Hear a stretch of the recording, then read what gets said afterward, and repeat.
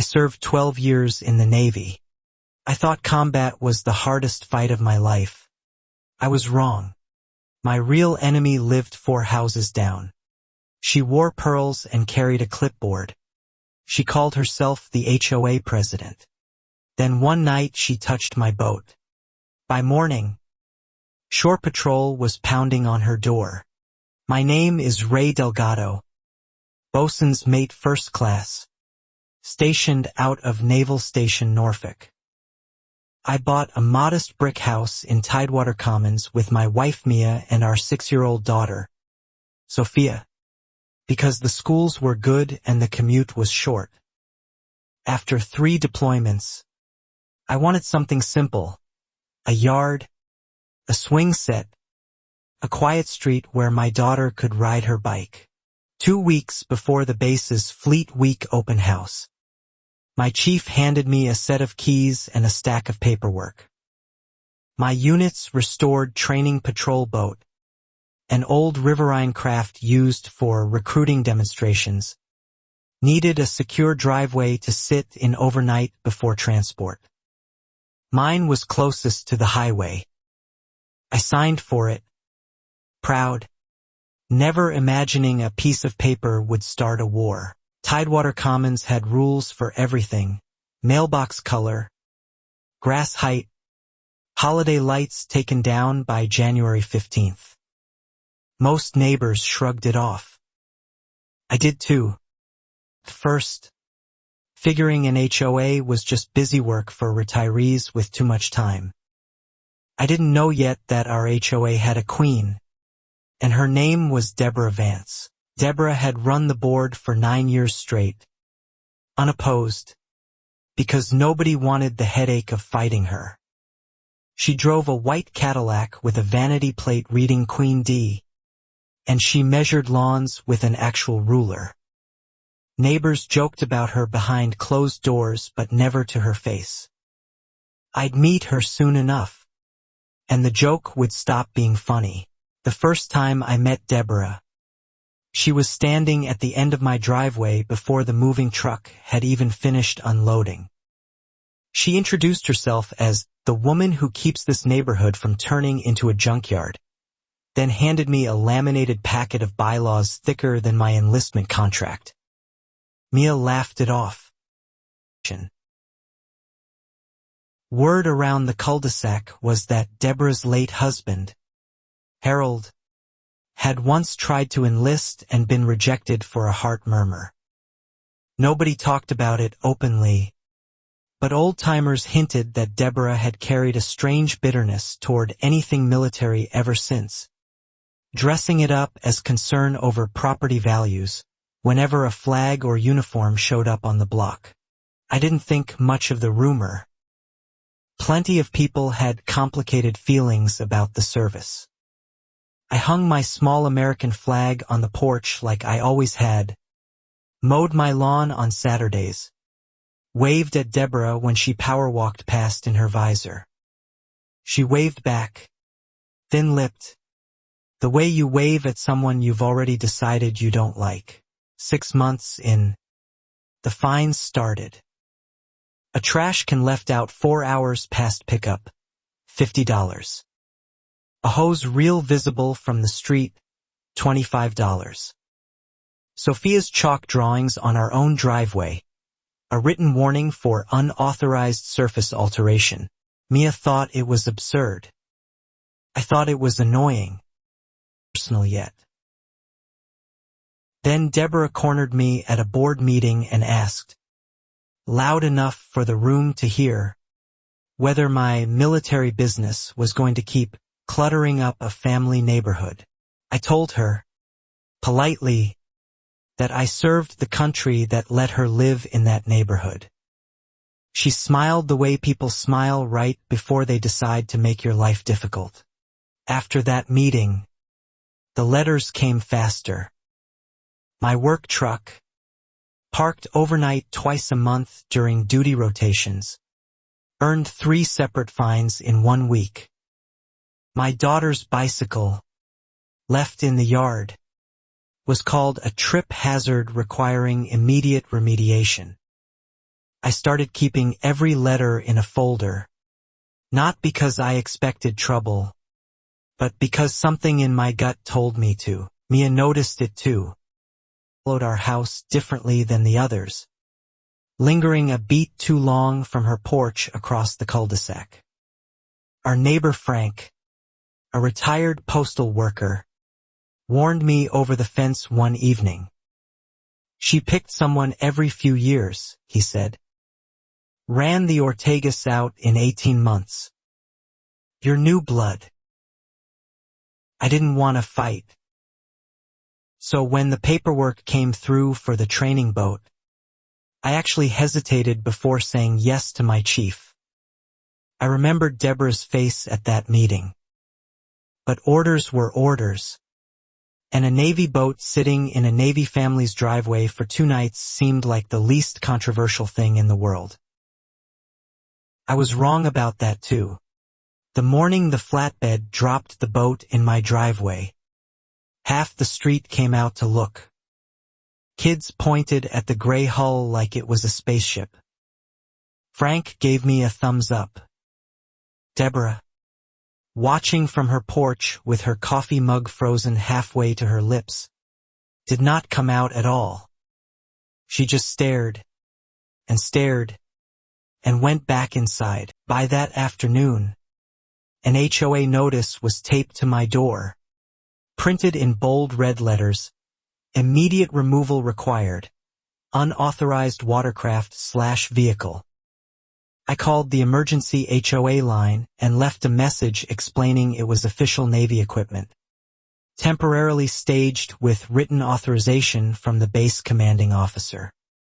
Nobody called back. It was not the end of it. Deborah walked to the edge of my driveway, close enough to touch the hull, and stood there for a long time with her arms crossed. Sophia waved at her through the window. Deborah didn't wave back. She just looked at that boat like it had personally insulted her family name, and then she walked away without a word. The knock came at 9 the next morning, sharp and rhythmic, the kind of knock that already assumes it's in charge. Deborah stood on my porch in a tailored blazer, clipboard in hand, flanked by her vice president, a nervous man named Gary who mostly just nodded at whatever she said.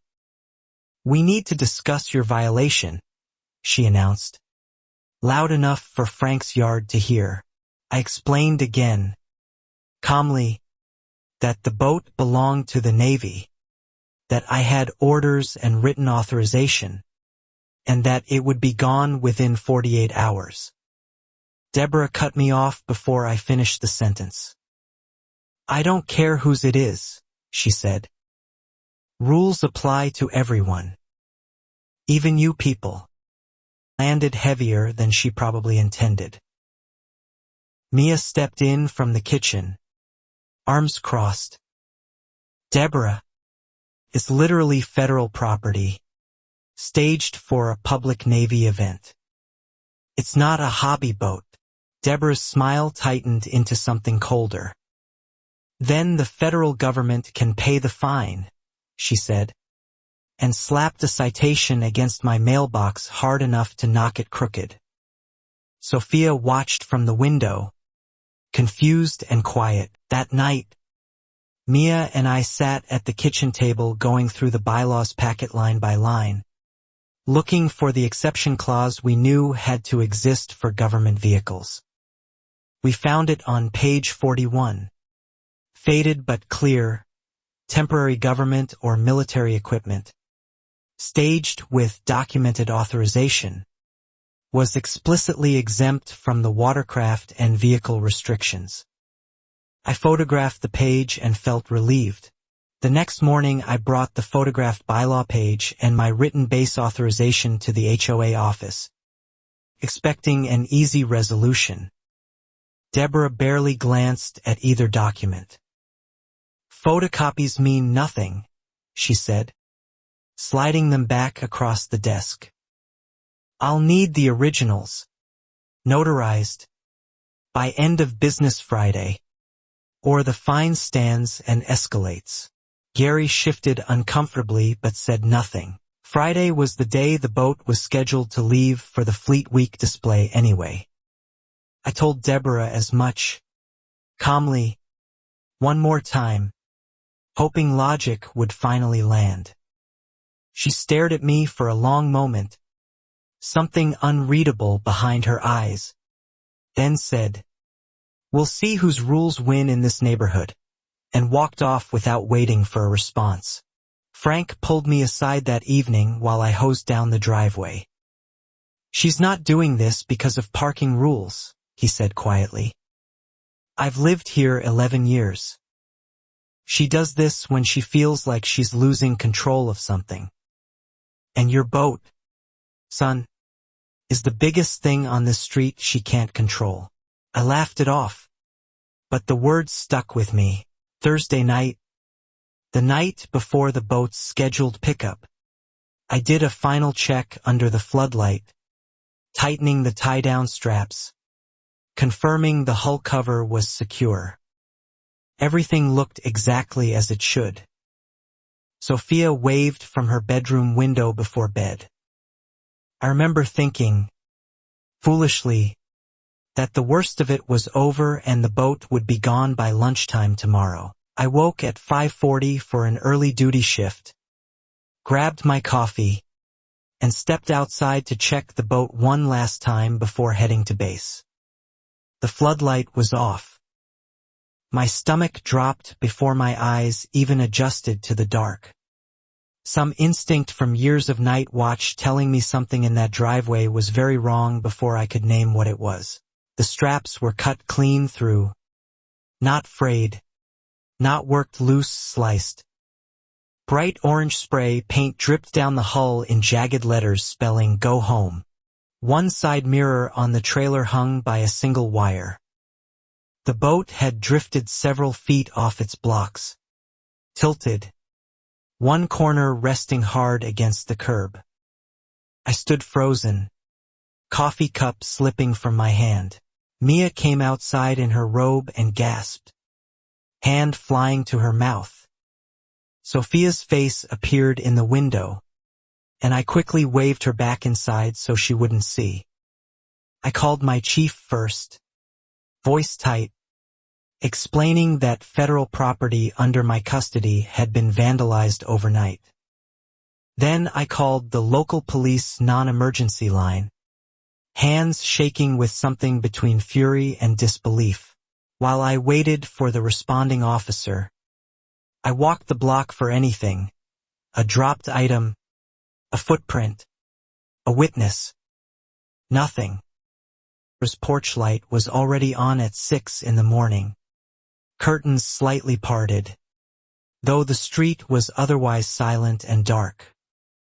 I filed the observation away and said nothing yet, unwilling to accuse without proof, even with my gut screaming. The responding officer photographed the damage, took my statement, and confirmed what I already knew. This wasn't random. Spray paint that specific, straps cut that cleanly, meant someone had planned it, brought tools, and known exactly where the boat was vulnerable. "Any neighborhood disputes?" the officer asked, pen hovering. I told him about the fines, the citations, the standoff on my porch 2 days prior. By 8 that morning, my chief called back, and his tone had shifted from concern to serious. Because the boat was on loan from the base as official Navy training equipment. Damage to it wasn't just a neighborhood squabble anymore. It was destruction of government property, a federal matter. He told me Shore Patrol would be looped in alongside the local police investigation. I felt the ground shift under me. I hadn't expected federal involvement to move that fast. But I underestimated how seriously the Navy treats damage to accountable equipment, even a decommissioned training craft. Within the hour, Two Shore Patrol investigators arrived in an unmarked sedan, badges out, notepads ready, asking the same careful questions the local officer had, except now with a folder that already had my duty orders inside it. Deborah appeared at the edge of her yard within minutes of the Shore Patrol car parking, drawn by the flashing lights like a moth to flame. She approached with her clipboard, ready to hand someone a citation, until she saw the Navy insignia on the investigators' jackets. Her stride faltered, just slightly, before she recovered her composure and demanded to know why military police were on her street. One investigator, a soft-spoken petty officer named Ruiz, informed her plainly that they were investigating destruction of federal government property. Deborah's face did something strange, a flicker of surprise quickly buried under indignation. "Well, I hope you find whoever did this," she said.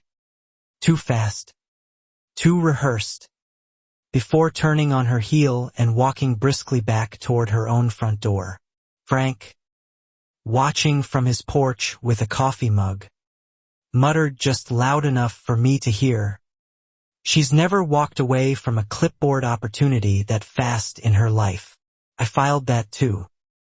Something about her reaction, relief mixed with performance, didn't sit right. I wasn't ready to accuse her yet, but I was no longer able to pretend the thought hadn't crossed my mind. Investigators canvassed the block for doorbell cameras.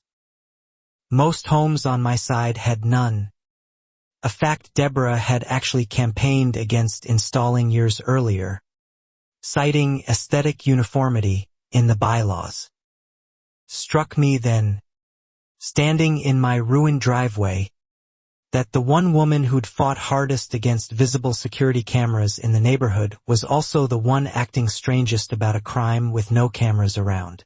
Later that morning, an HOA email blast went out under Deborah's signature, expressing deep concern for the safety of our community, and reminding residents that unauthorized vehicles invite unwanted incidents. Mia read it aloud at the kitchen table, jaw tight. "She's blaming you for getting vandalized," she said. I stared at the screen, feeling something cold settle where the shock had been. That afternoon I drove to base to file the formal incident report, leaving Mia home with the investigators finishing their photographs. My chief met me in his office, arms crossed, and told me the training boat's estimated repair cost, combined with the delayed Fleet Week logistics, put the incident well past the threshold for a serious federal investigation. "This isn't going away quietly," he warned. I appreciated the seriousness, but part of me worried about what it meant for my own career, an officer's equipment, damaged under my custody, even through no fault of mine. My chief read the worry on my face immediately. "Delgado, you followed procedure to the letter," he said. "Whoever did this made a mistake targeting Navy property. That mistake is on them now. Not you, back home." Mia had spent the afternoon quietly talking to neighbors, careful not to accuse anyone outright, just gathering impressions. Two separate families mentioned that Deborah had been unusually agitated about the boat before the vandalism, one recalling she'd asked, almost too casually, what time the Navy crew planned to pick it up. Small details, but a pattern was starting to form. That evening, an unmarked HOA envelope appeared in our mailbox. A fresh citation, dated that same day, for hazardous debris in driveway, referring to the very hull my family's boat had been vandalized onto hours earlier. I stared at it in disbelief. Even now, even with Shore Patrol crawling over my property, Deborah's machine of fines never once slowed down. It only sped up. I brought the new citation straight to Ruiz, the shore patrol investigator, more out of frustration than expectation. He read it twice, expression unreadable, then slipped it into an evidence bag without a word of explanation. "We're building a timeline," was all he said. I didn't understand yet how much that single citation would matter later, but I trusted the process and let it go. 2 days passed with no arrest, no name, no answers, just a boat sitting in my driveway wrapped in police tape. My family's routine shattered by reporters who'd caught wind of vandalism against Navy equipment and wanted a quote. I declined every interview. Mia kept Sophia inside more than usual. The quiet street I'd chosen for my family no longer felt quiet at all. At the following HOA meeting, held in the community clubhouse, Deborah opened with a moment of solidarity for the unfortunate incident, then pivoted almost immediately into a proposal to ban all watercraft, government or otherwise, from the neighborhood permanently. Several residents clapped. I sat in the back row, stunned that she was using my vandalized boat to expand her own authority. I stood up anyway, despite every instinct telling me to stay quiet and let the investigation run its course. I reminded the room that federal property is protected under law regardless of local bylaws, and that no HOA vote could override that.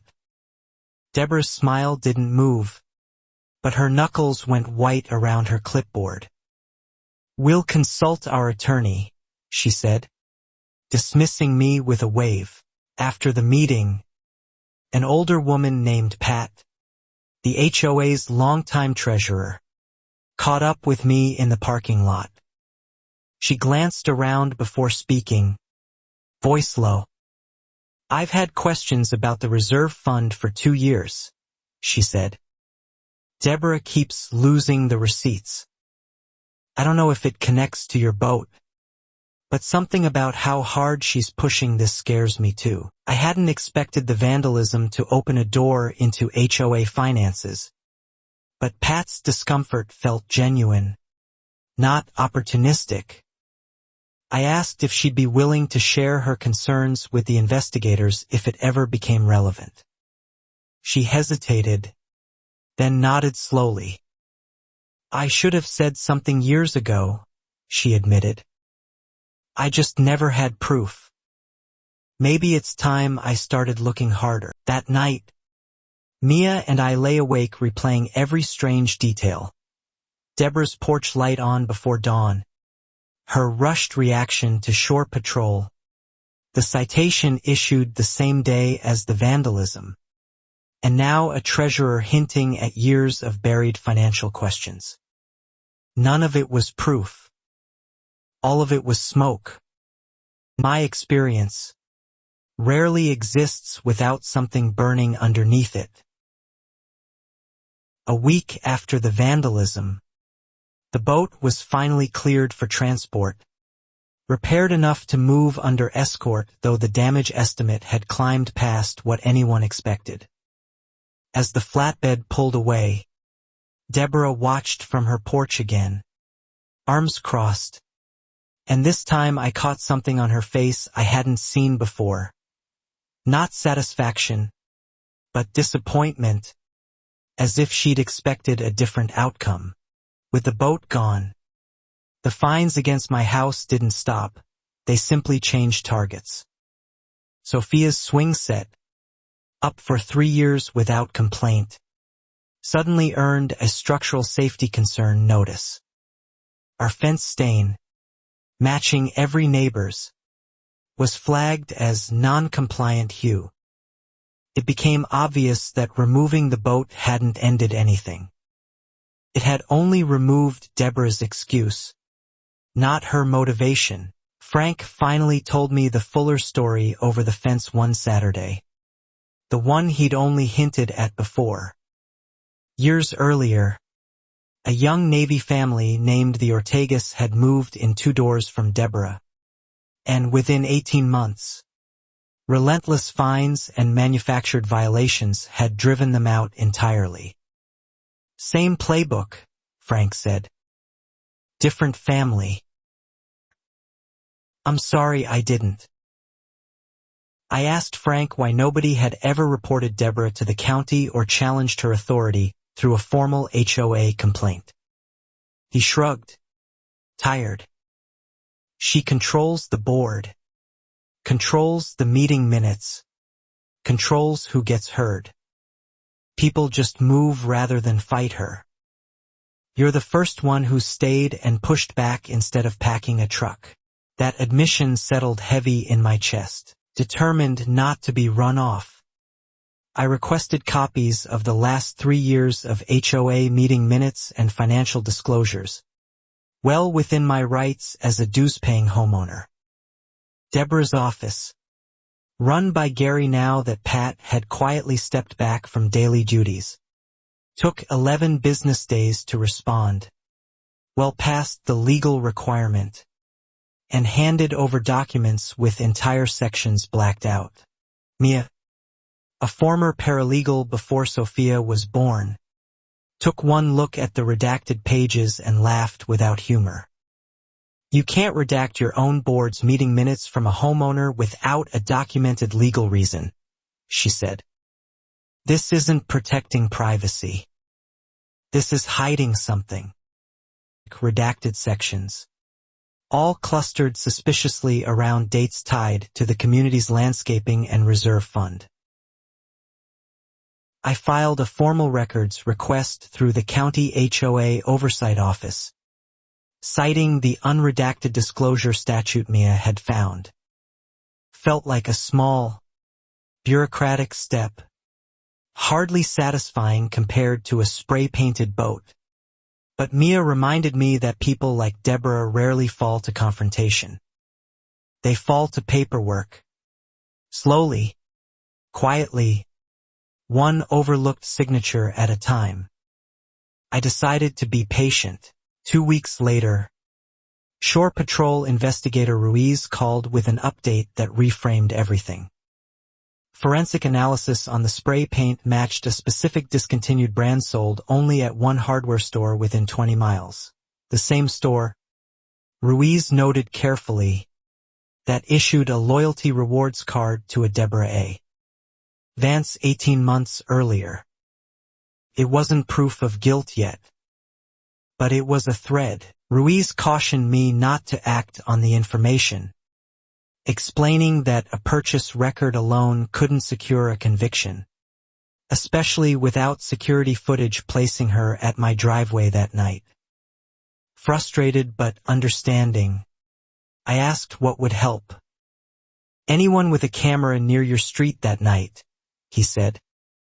Doorbell footage, dashcam, anything with a timestamp. That's what turns a thread into a rope. I remembered, almost as an afterthought, that my old Navy buddy Danny had parked his truck across from my house that same week, staying over after helping me prep the boat's paperwork.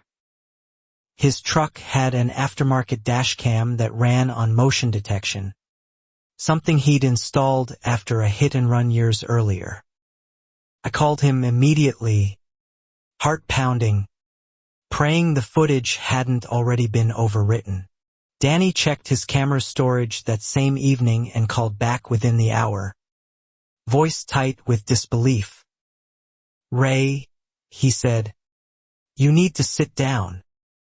His dashcam, angled just enough to catch the edge of my driveway, had captured grainy but unmistakable footage timestamped 4:52 a.m. A figure in a familiar visor and blazer, approaching the boat with something long and dark in hand. We drove the footage straight to the Shore Patrol office that night rather than wait for morning. Ruiz watched it twice in silence, then a third time zoomed in on the visor's distinct floral pattern, the same pattern Deborah wore in nearly every HOA photo posted to the community newsletter.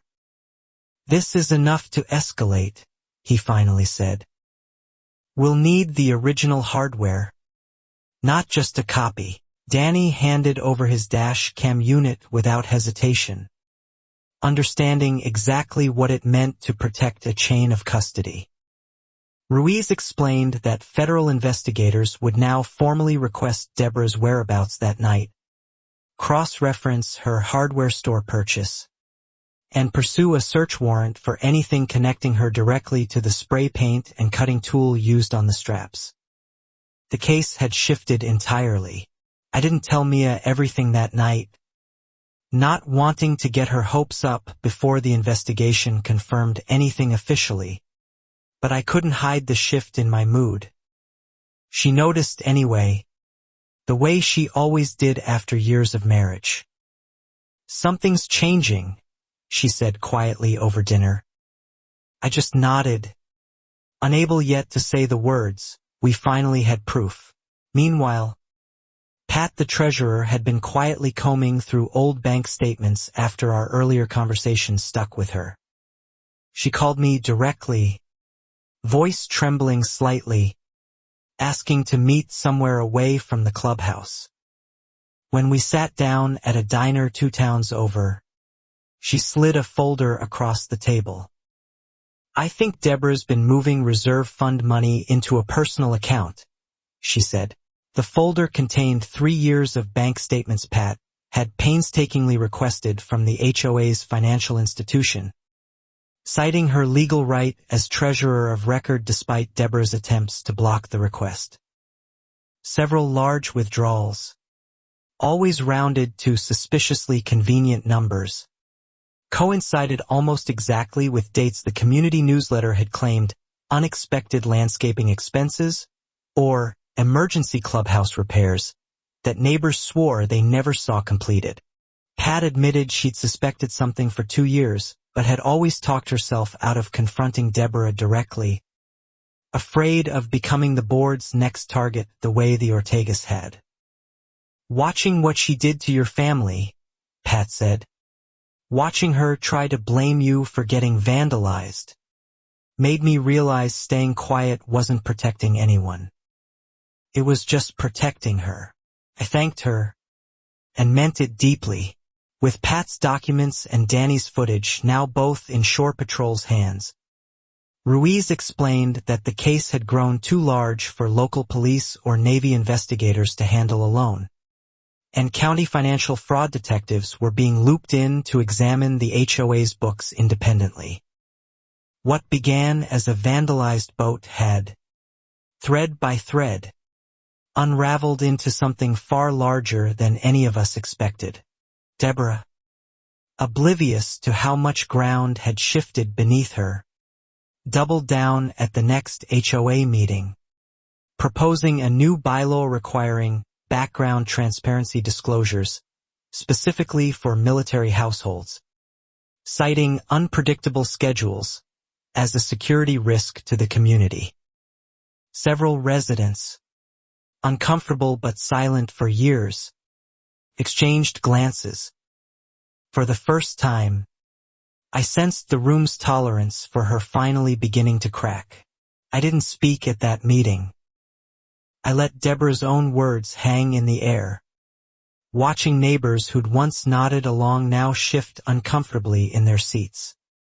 Frank leaned over and whispered, "She's finally showing everyone what you've been dealing with all along." I nodded, saying nothing, content for once to let her overreach do the work that months of fines and citations hadn't. That night, Ruiz called again, this time with news that shifted my stomach in a different direction entirely. The search warrant for Deborah's home and vehicle had been approved by a federal magistrate, based on the combined dashcam footage, hardware store purchase record, and now the emerging financial irregularities Pat had surfaced. "It happens tomorrow morning," Ruiz said. "I wanted you to hear." I barely slept that night, staring at the ceiling, replaying every citation, every smug smile, Every moment Deborah had made my family feel small on a street we'd chosen to call home. Mia held my hand under the covers without either of us saying much. Sophia, blissfully unaware of any of it, slept soundly down the hall, and I was grateful for that small mercy.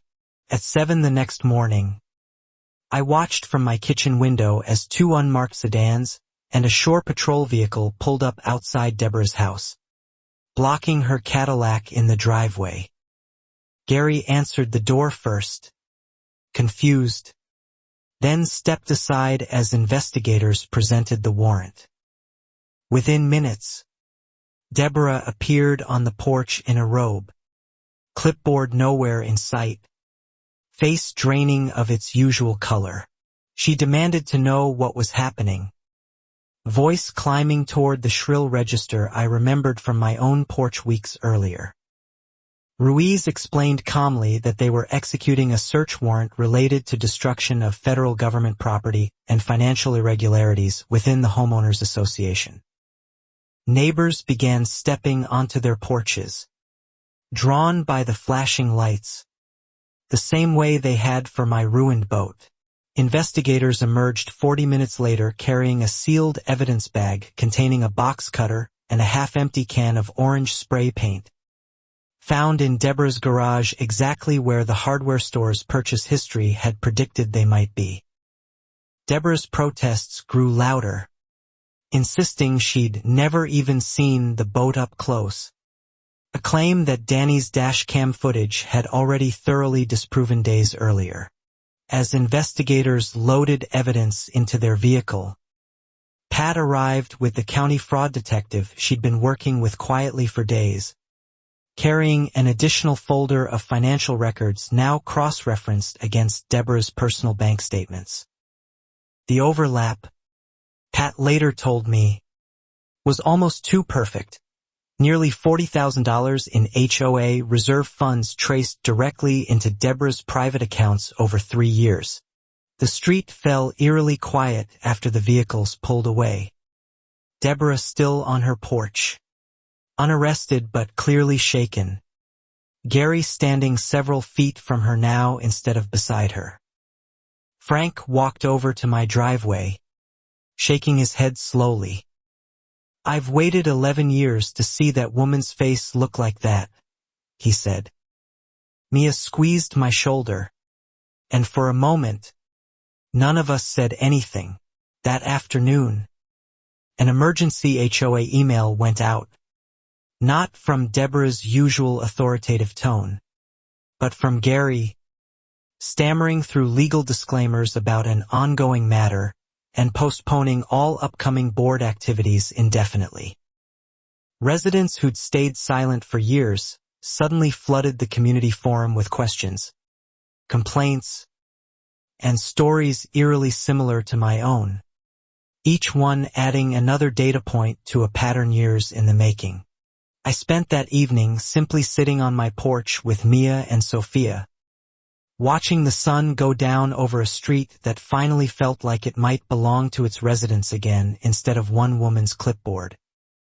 Sophia asked if the scary lady was in trouble. I told her, honestly, that sometimes people who make others feel small eventually have to answer for it.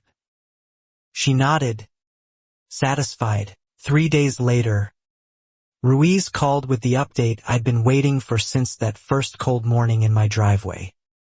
Forensic paint analysis confirmed an exact match between the can found in Deborah's garage and the residue scraped from the boat's hull. Combined with Danny's time-stamped footage and her own hardware store purchase, the destruction of government property case against her was, in his words, airtight. Formal charges followed within the week. Destruction of federal government property, a felony given the boat's official Navy designation, alongside separate state charges for embezzlement tied to the HOA Reserve Fund investigation Pat had helped uncover. Deborah's attorney requested a private plea negotiation almost immediately, hoping to avoid a public trial that would drag every redacted meeting minute into open court records. At her arraignment, which I attended quietly from the back row, Deborah appeared smaller than I remembered, stripped of the visor and clipboard that had always made her seem larger than life on our street. She didn't look at me once.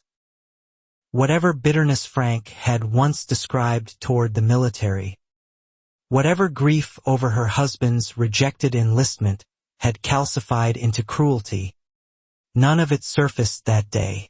The plea deal, finalized weeks later, required Deborah to serve 18 months, pay full restitution for both the boat's repair costs and the embezzled HOA funds, and permanently surrender any future position on a homeowners association board. Gary, spared from criminal charges but implicated in willful negligence for ignoring years of financial red flags, resigned voluntarily before the ink on her plea deal had dried. The HOA held an emergency election the following month.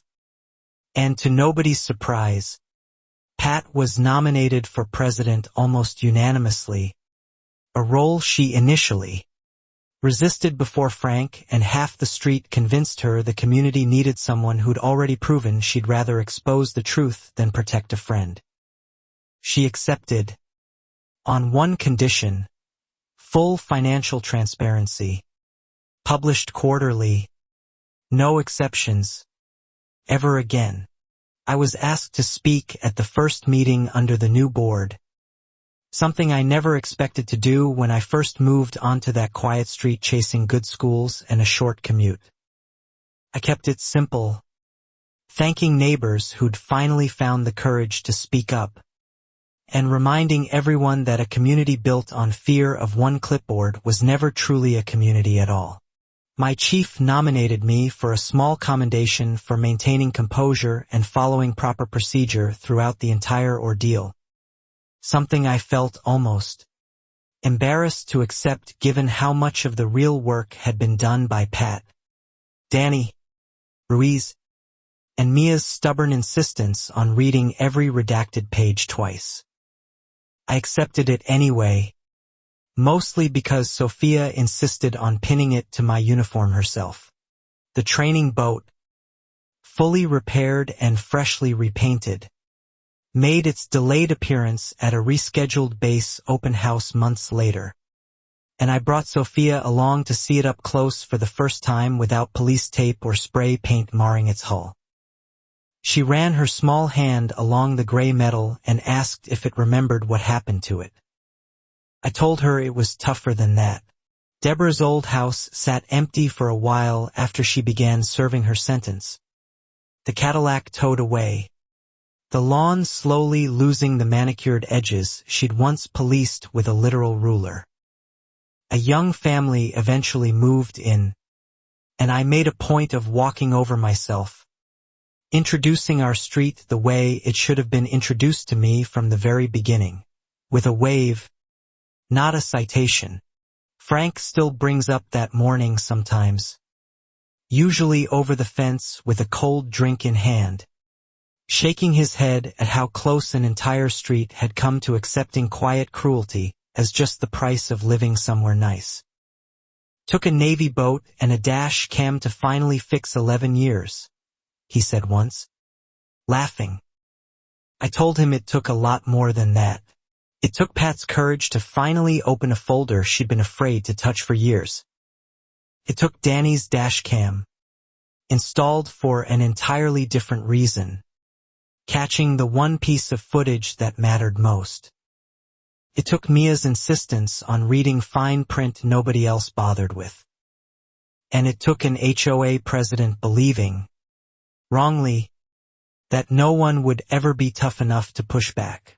Sophia still points at the training boat in photos sometimes, telling her friends her dad's boat beat the mean lady, a version of events simplified for a 6-year-old but not entirely inaccurate. I let her believe it, mostly because in a strange way, it's true. The boat survived spray paint and cut straps the same way our family survived fines and intimidation.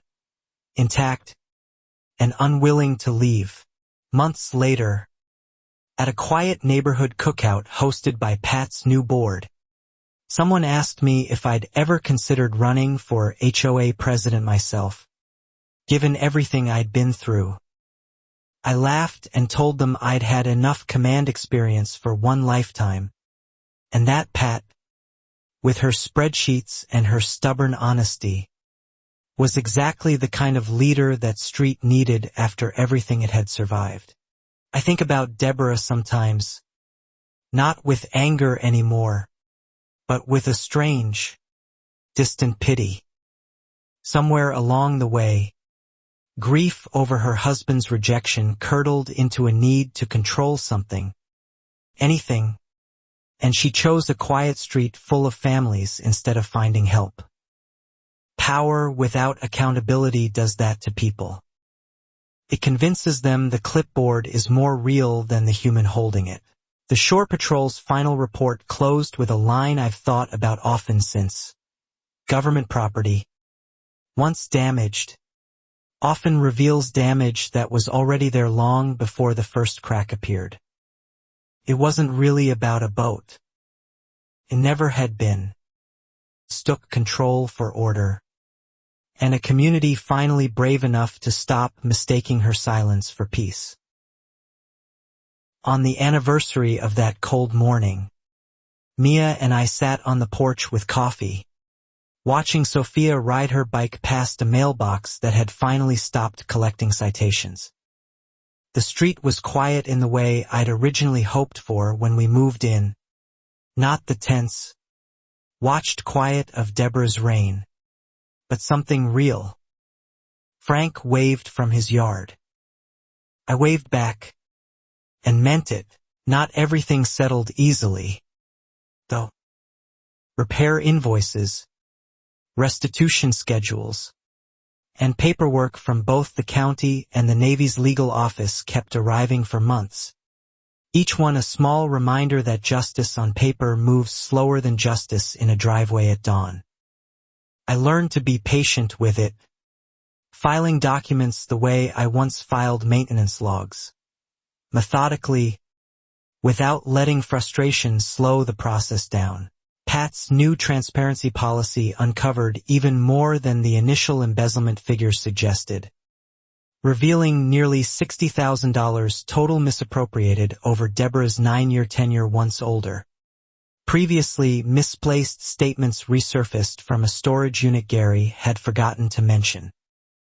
Restitution negotiations grew more complicated, but every dollar clawed back went directly into repairing amenities the community had been told, falsely, were beyond the budget for years. Several families who'd quietly moved away during Deborah's reign, including the Ortegas Frank had mentioned early on, reached out to Pat once local news covered the arrest, asking whether their old fines might finally be reviewed and reversed. Pat, methodical as ever, opened a formal appeals process, refunding wrongful citations dating back years, a small but meaningful correction none of them had ever expected to receive. I ran into Mrs. Community meeting months later, back for the first time since moving away under Deborah's pressure. She hugged me tightly, thanking us for finally being the family that didn't back down. "We just didn't have the fight left in us," she admitted. "You had a boat and a Navy behind you. We just had a lease and exhaustion." Her words stuck with me longer than I expected. I realized how much luck had factored into our outcome. A friend's dash cam parked in exactly the right spot, a treasurer brave enough to dig through old statements, federal jurisdiction that gave the case weight local police alone might not have carried. Not every family targeted by someone like Deborah gets that combination of circumstances working in their favor. That realization pushed me to help Pat draft stronger protections into the new bylaws. specifically closing the loopholes that had let Deborah issue fines without documented evidence or a formal appeals timeline. We added a simple rule that seemed obvious in hindsight. Any citation had to include a photograph, a specific bylaw reference, and a 72-hour window for the homeowner to respond before penalties applied. Gary, stripped of his position but never formally charged, eventually sent me a letter, unprompted, apologizing for staying silent through years of irregularities he'd noticed but never questioned. He admitted he'd been afraid of becoming Deborah's next target himself, a fear that had kept an entire community docile far longer than it should have. I didn't forgive him outright, but I appreciated the honesty. Danny, half joking, started calling himself the guy who took down an HOA with a hardware store dash cam, a story he told at every barbecue for the next year, whether anyone asked or not. I let him have it, of leaving that camera running, motion triggered, on a random Tuesday night. None of the rest of the investigation would have had a foundation to build on. Ruiz stopped by the house once more, months after the case closed, not for official business but simply to see how the family whose boat started it all was doing. He mentioned, almost in passing, that cases like ours rarely resolve so cleanly, that most vandalism against government property never identifies a suspect at all. You got lucky with the footage, he admitted. Luck matters more than people think. I asked him what typically happens in cases without that kind of luck, and his answer sobered me. Usually, he said, the equipment gets quietly written off, the report gets filed, and the person responsible simply moves on to their next target, emboldened by getting away with it once. It made me appreciate Danny's dash cam, and Pat's courage, and Mia's stubbornness, even more than I already did. By the following spring, the community had planted a small memorial garden near the clubhouse, funded partly by recovered restitution money, honoring nothing dramatic, just a simple plaque reading Tidewater Commons, rebuilt on honesty, 2026. Sophia helped plant one of the flower beds herself, dirt under her fingernails, proud in the specific way only a 6-year-old can be proud of a job well done. Deborah's name never appeared on the plaque, obviously, but her absence from every future board meeting spoke louder than any inscription could have. The clipboard that once dictated grass height and mailbox color sat, I heard secondhand, boxed up in an evidence locker somewhere. A strange monument to 9 years of quiet control finally interrupted by one Navy boat parked in the wrong driveway at the wrong time. I think often about the moment Deborah first stood at the edge of my driveway, arms crossed, staring at that gray hull like it had personally offended her. At the time, I assumed it was about rules, about property values, about the tidy image she policed so aggressively. Looking back, I think it was about something smaller and sadder, a woman who'd never learned how to lose gracefully. Mia, ever the pragmatist, put it more simply one evening as we watched Sophia chase fireflies in a yard finally free of fine print citations. She built an entire identity around controlling people who couldn't fight back, Mia said. She just picked the wrong family this time.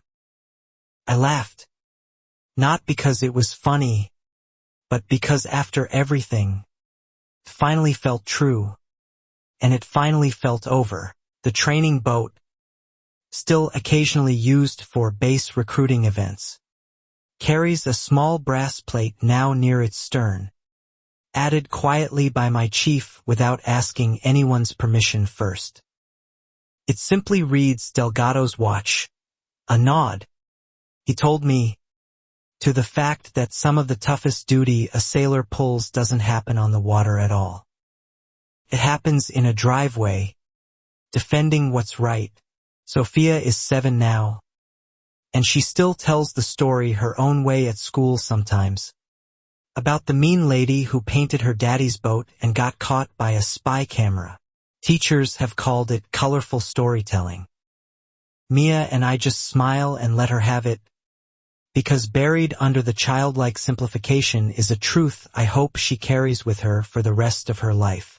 The truth is this: bullies who hide behind rules and titles count on exhaustion, on families too tired or too afraid to keep fighting back. Deborah counted on that with the Ortegas, and it worked. She counted on it with us too, until a spray-painted boat, a stubborn treasurer, and one dash cam turned a private vendetta into a federal case she never saw coming. Pat still runs the board. 3 years running now, transparent quarterly reports and all, and she jokes that the community finally trusts numbers on a page more than promises from a podium. I trust her judgment completely, not because she's perfect, but because she proved, when it mattered most, that she'd rather risk her own comfort than protect a friend who was clearly in the wrong. As for me, I still keep that original folder of citations in a drawer, the one I started almost as a joke, back when $50 trash can fines felt like the worst thing an HOA could throw at us. I don't need it anymore, not legally, but I keep it anyway. A reminder of how quickly something small can spiral, and how quickly a community can choose to fight back. Some nights, sitting on the porch with Mia after Sophia's asleep, I think about how close we came to just packing up and leaving, the way the Ortegas had, the way Frank said families always did when Deborah decided they didn't belong. We almost became another quiet departure. Another empty house with a for sale sign. Instead, we became the reason an entire neighborhood finally exhaled. People sometimes ask me, half joking, whether I'd fight the same fight again, knowing how exhausting it became. The fines, the lawyers, the sleepless nights waiting on Ruiz's calls. I tell them the truth. I didn't choose to fight at first. I just refused to leave. Everything after that, the footage, the folder, the felony charges, simply followed from one stubborn decision to stay put. The last time I saw Deborah was through a courtroom window, a brief glimpse during a restitution hearing months after her sentencing. Her once immaculate appearance now plain and unremarkable. She didn't see me. There was nothing left to say between us. No clipboard, no citation, no visor catching the morning light. Just two people whose lives had collided over a boat, now moving on separately. Our street held its first official block party in over a decade the following summer. Something Deborah's rules had technically never banned but had somehow made unthinkable through years of accumulated dread. Folding tables lined the cul-de-sac. Kids ran between sprinklers, and Frank grilled burgers while telling anyone who'd listen the full, exaggerated saga of the Navy boat that finally took down Queen D. I stood at the edge of that party with Mia's hand in mine, watching Sophia race Frank's grandkids across a lawn nobody had measured with a ruler in over a year, and felt something settle in my chest that I hadn't felt since we first signed the papers on that little brick house. Not relief exactly. Something steadier than that. The simple, hard-won feeling of finally being home. People still ask how a routine boat delivery turned into a federal vandalism case, an embezzlement scandal, and a complete overhaul of an entire homeowners association. I usually give the short version. A Karen picked the wrong family, the wrong boat, and the wrong dash cam angle. But the fuller truth is simpler still. Cruelty dressed up as authority eventually meets someone unwilling to just move away. Deborah once told me, standing in my driveway with her clipboard raised like a weapon, that she'd make sure I learned whose rules win in this neighborhood. In the end, the rules that won were the ones written in federal law, in HOA bylaws she herself had ignored, and in a community finally brave enough to read the fine print she'd always counted on nobody checking. I keep one photo from that whole ordeal framed in my home office. Not the vandalized hull, not the courtroom, but a simple shot Mia took of Sophia the day the repaired boat returned for the rescheduled open house. Her small hand pressed flat against its gray metal side, grinning like she'd personally defeated something enormous. In a way, our whole family had. And it stayed defeated. Every fine dollar of restitution collected went back into the community. Every redacted meeting minute got unsealed. And every family Deborah had quietly pushed out over 9 years finally got an apology and, where possible, a refund. None of it undid the years lost, the stress carried, or the neighbors who never came back. But it closed a door that had been propped open by fear for far too long. As for the boat, it still runs training demonstrations every year. Gray hull gleaming under fresh paint, straps intact, engine humming the same steady rhythm it always had. Nobody spray paints it anymore. Nobody dares. Not as a symbol of the trouble it caused, but as a reminder that some things, and some families, simply refuse to be pushed off their own front lawn. Looking back, I don't think Deborah ever understood what she was actually up against the morning she cut those straps in the dark. She thought she was silencing an inconvenience, the same way she'd silenced a dozen families before us. What she actually did was wake up a Navy chief's investigative instincts, a treasurer's buried conscience, and a father who had absolutely nowhere left to retreat to. Frank likes to end the story, whenever he retells it at cookouts, with the same line every time. She messed with the wrong sailor's boat. He gets a laugh every time, but there's truth buried in the joke. Deborah spent 9 years mistaking silence for surrender. She never once considered that the family she chose to torment might simply refuse to disappear the way the others had. Mia and I have talked, since everything settled, about what we'd tell other families facing something similar. Keep every letter, document every interaction, and never assume a bully with a title has more power than the law actually grants them. Most people don't have a Danny with a dash cam or a Pat with buried courage sitting on their block. But documentation, patience, and refusal to quietly leave go a long way. Sophia is starting to forget the details now, the way children mercifully do, remembering only the broad strokes. A mean lady, a painted boat, a happy ending. I'm grateful for that forgetting. It means the fear never fully took root in her the way it clearly did in families before us. She gets to grow up on a street that finally feels like it belongs to everyone. Equally. I think about Harold sometimes too. Deborah's late husband. The man whose rejected enlistment supposedly seeded years of quiet resentment toward anything wearing a uniform. I never met him, never will, and I can't say for certain the rumor was even true. But if it was, it's a small, sad tragedy underneath a larger one. Grief curdling into cruelty instead of finding somewhere healthier to land. Whatever drove her, Deborah made choices nobody forced her into. She chose the fines, the redactions, the embezzlement, the spray paint at 4 in the morning. Grief might explain a beginning. It never excuses an ending like that.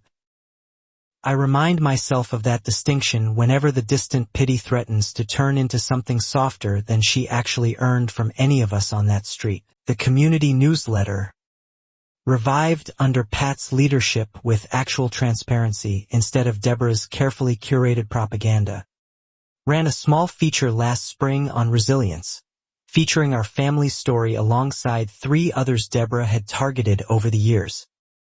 Reading it together at the kitchen table, Mia squeezed my hand and said quietly, "We're not just a cautionary tale anymore. We're proof it can actually end." That distinction matters more than people realize. For years, stories like ours ended in moving trucks, in families quietly packing up rather than fighting a system stacked against them. Ours ended differently, not because we were braver than the Ortegas or anyone else, but because circumstance finally handed us the tools, the footage, the folder, the fraud trail, needed to make the fight actually winnable. I still stand watch some nights, an old habit from years at sea that never quite left me, checking locks, checking the porch light, checking on Sophia's steady breathing down the hall. It's not fear that keeps me doing it anymore. It's gratitude, plain and simple, for a street that finally feels safe enough to protect rather than a battlefield that needed constant, exhausting defending. Deborah is scheduled for release in a little over a year now. Restitution mostly paid. Sentence nearly served. I don't know what she'll do when she gets out. Whether she'll return to Tidewater Commons or start fresh somewhere she isn't recognized. Frank jokes that Pat should mail her a copy of the new transparent bylaws, just so she knows exactly what she built by trying to destroy us. I probably won't do that. In simply letting a chapter close without needing the last word. Something 12 years in the Navy taught me better than any HOA meeting ever could. We won. The boat still floats. Speech. They just need the quiet, ordinary mornings that follow, uninterrupted, one after another. On a warm evening not long ago, Sophia asked me, out of nowhere while we watched the sunset from the porch, whether the mean lady was sorry now.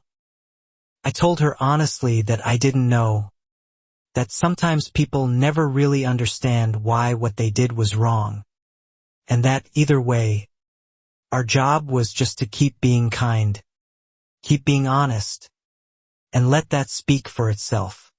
She seemed satisfied with that answer, the way kids often are with truths simpler than the ones adults tend to overcomplicate.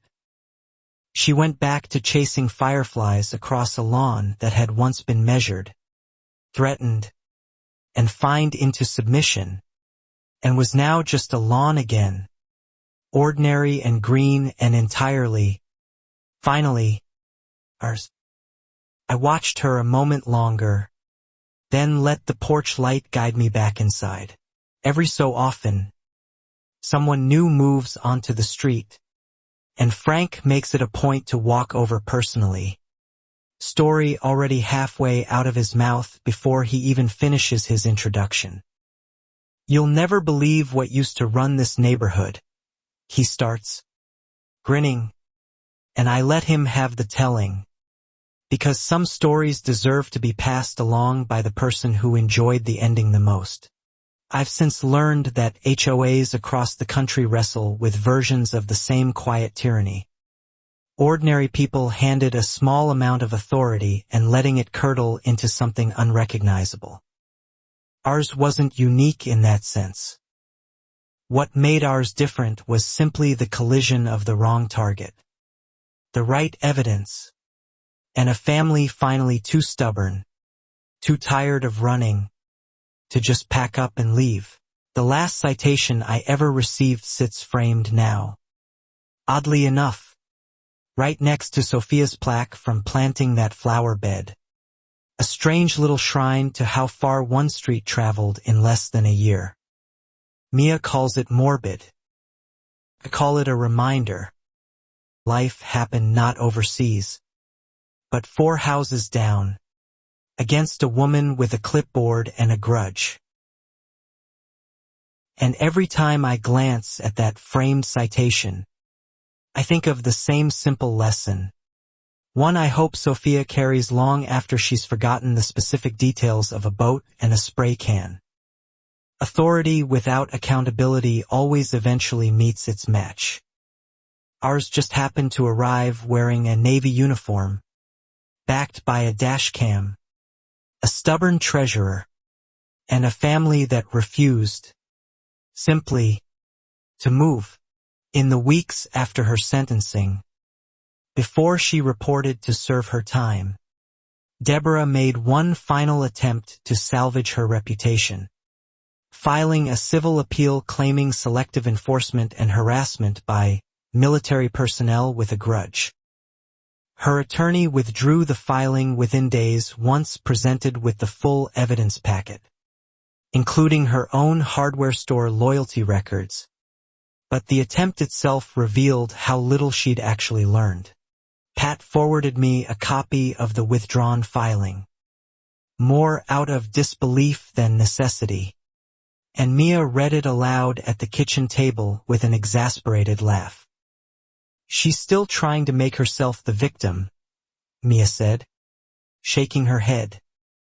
I wasn't surprised. People who build their identity around control rarely surrender that identity easily, even with felony charges and a courtroom already behind them. Around that same time, a local news outlet ran a longer investigative piece on the HOA embezzlement, pulling in interviews from the Ortegas and 2 other families Deborah had quietly pushed out over the years.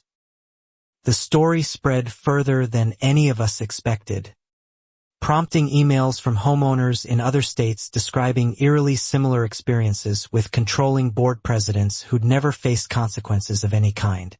Pat, overwhelmed but energized by the response, started an informal network with 2 other reform-minded HOA treasurers from neighboring counties, sharing strategies for records requests, financial audits, and bylaw amendments designed to prevent exactly the kind of unchecked power Deborah had wielded for nearly a decade. What started as one street's nightmare was slowly becoming a small, unexpected blueprint for other communities. I found myself, somewhat reluctantly, fielding calls from a few of those homeowners directly, people who'd seen the news coverage and wanted advice on documenting their own situations. I wasn't a lawyer, wasn't an expert, just a sailor who'd kept a folder of citations out of instinct. Still, I told them what had worked for us. Document everything, stay put, and never underestimate a stubborn dash cam. Danny, predictably, loved this new chapter of the story more than any other part, half joking that he should start a consulting business teaching people strategic dash cam placement for HOA justice. Mia rolled her eyes every time he brought it up, but I noticed she never actually told him to stop. Some jokes earn the right to be repeated, especially ones built on genuinely useful advice. The base itself took quiet notice of the case as well, and my chief mentioned that leadership was considering revising the policy around staging training equipment at sailors' private residences, adding clearer language about federal jurisdiction and liability in cases of vandalism. Felt strange, knowing our ordeal might eventually reshape a small piece of Navy logistics policy for sailors who'd never even hear our names. around the 1-year anniversary of the vandalism, I sat down and wrote a long, honest letter to Ruiz, thanking him for treating the case with the seriousness it deserved from the very first morning, when a local police report could easily have stalled into nothing. He wrote back briefly, modest as always, saying the case had simply followed the evidence. I knew better. Deborah's extended family, largely absent throughout the trial, made one appearance during her sentencing hearing. A sister from out of state who approached me afterward in the courthouse hallway, apologizing on Deborah's behalf in a way that felt both genuine and exhausted. She's always needed to control something, the sister admitted quietly. After Harold, it just got worse. I'm sorry it landed on your family. I told her, honestly, that I didn't need the apology, but I appreciated the honesty behind it. There was no anger left in me by that point, just a tired kind of clarity about how grief, left unaddressed for years, can quietly poison everything around it if nobody intervenes. I hoped, for Deborah's sake as much as anyone's, that her time away might finally offer some kind of reckoning. Mia and I began, almost accidentally, hosting an informal monthly gathering on our porch for neighbors who wanted to talk through lingering anxieties from the Deborah years. Half support group, half social hour, entirely unplanned in the beginning. Frank brought his grill. Pat brought spreadsheets nobody asked for but everyone appreciated. Slowly, the street stopped being a collection of guarded houses and started feeling like an actual neighborhood. Sophia grew close with 2 of the other children from families Deborah had previously fined into isolation. Kids who'd been kept indoors more often than not during those tense years out of parental caution. Watching them ride bikes together down a street finally free of clipboard patrols felt like its own small, quiet victory, one none of the paperwork or courtroom proceedings could have delivered on their own.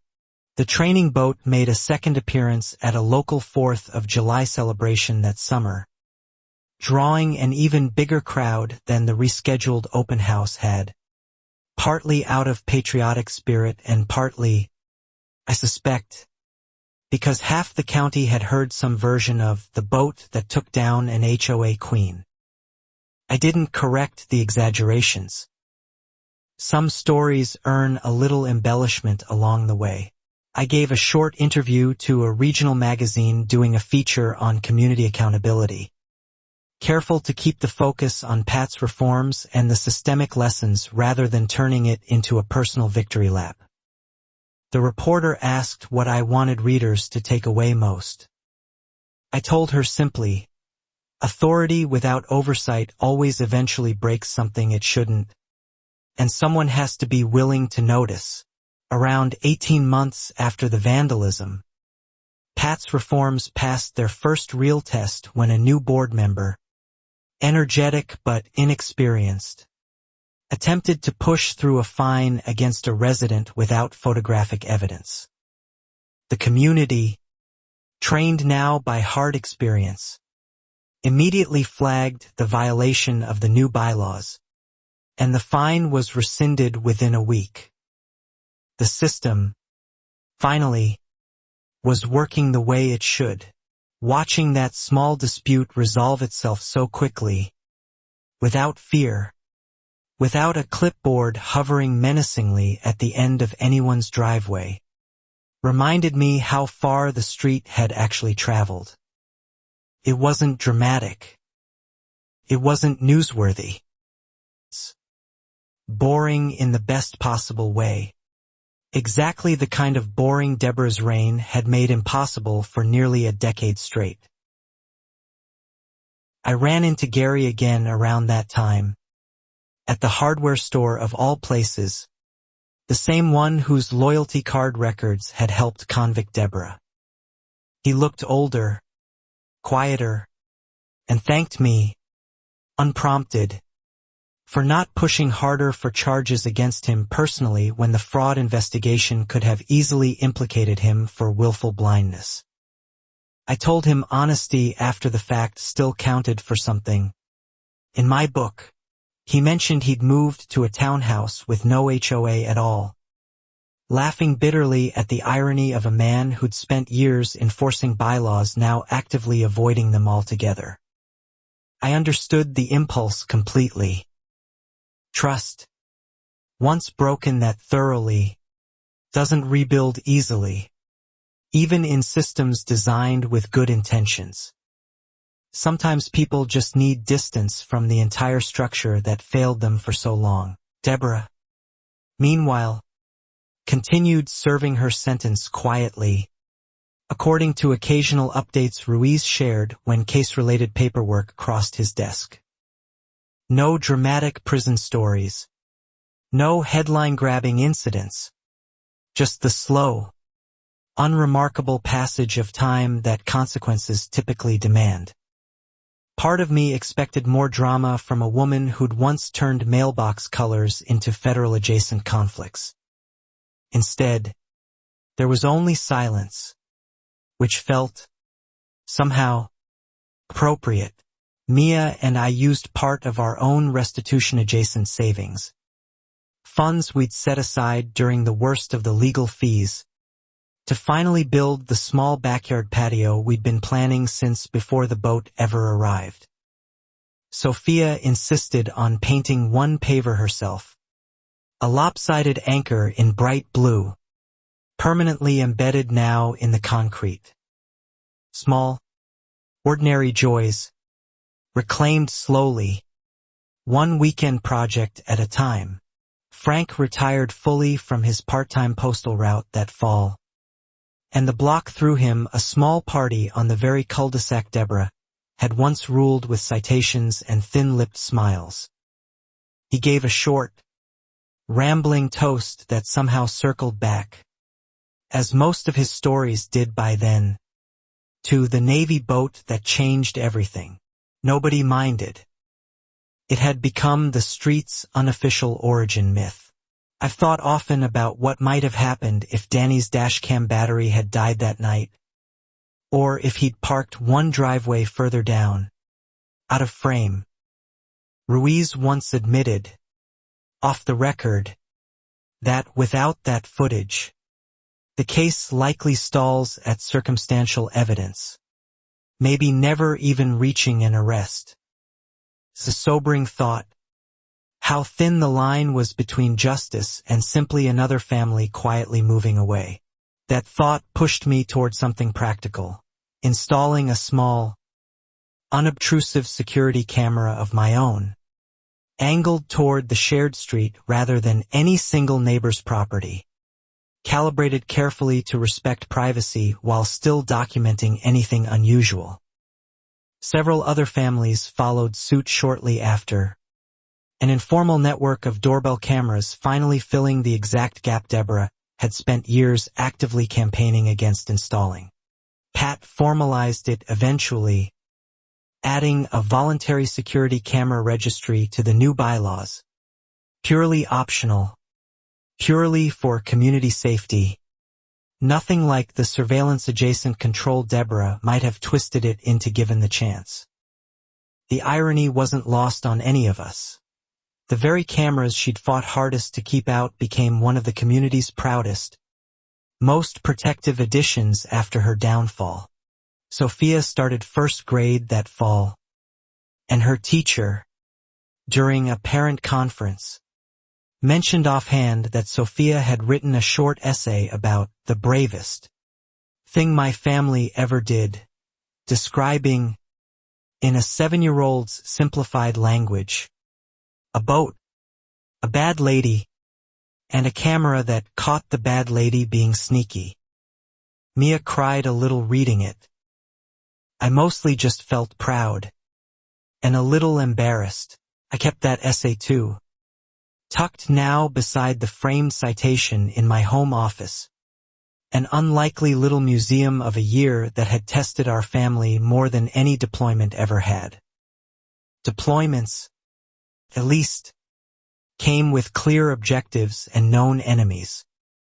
This fight arrived disguised as neighborly concern, wrapped in bylaws and clipboards, and took nearly a year to fully reveal its actual shape and scale.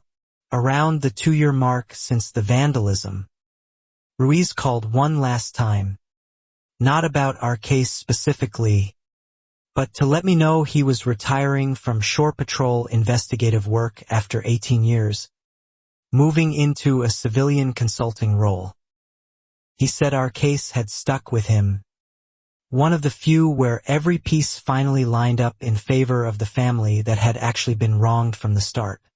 I asked him, half joking, whether he'd ever expected a homeowners association dispute to become one of the more memorable cases of his career.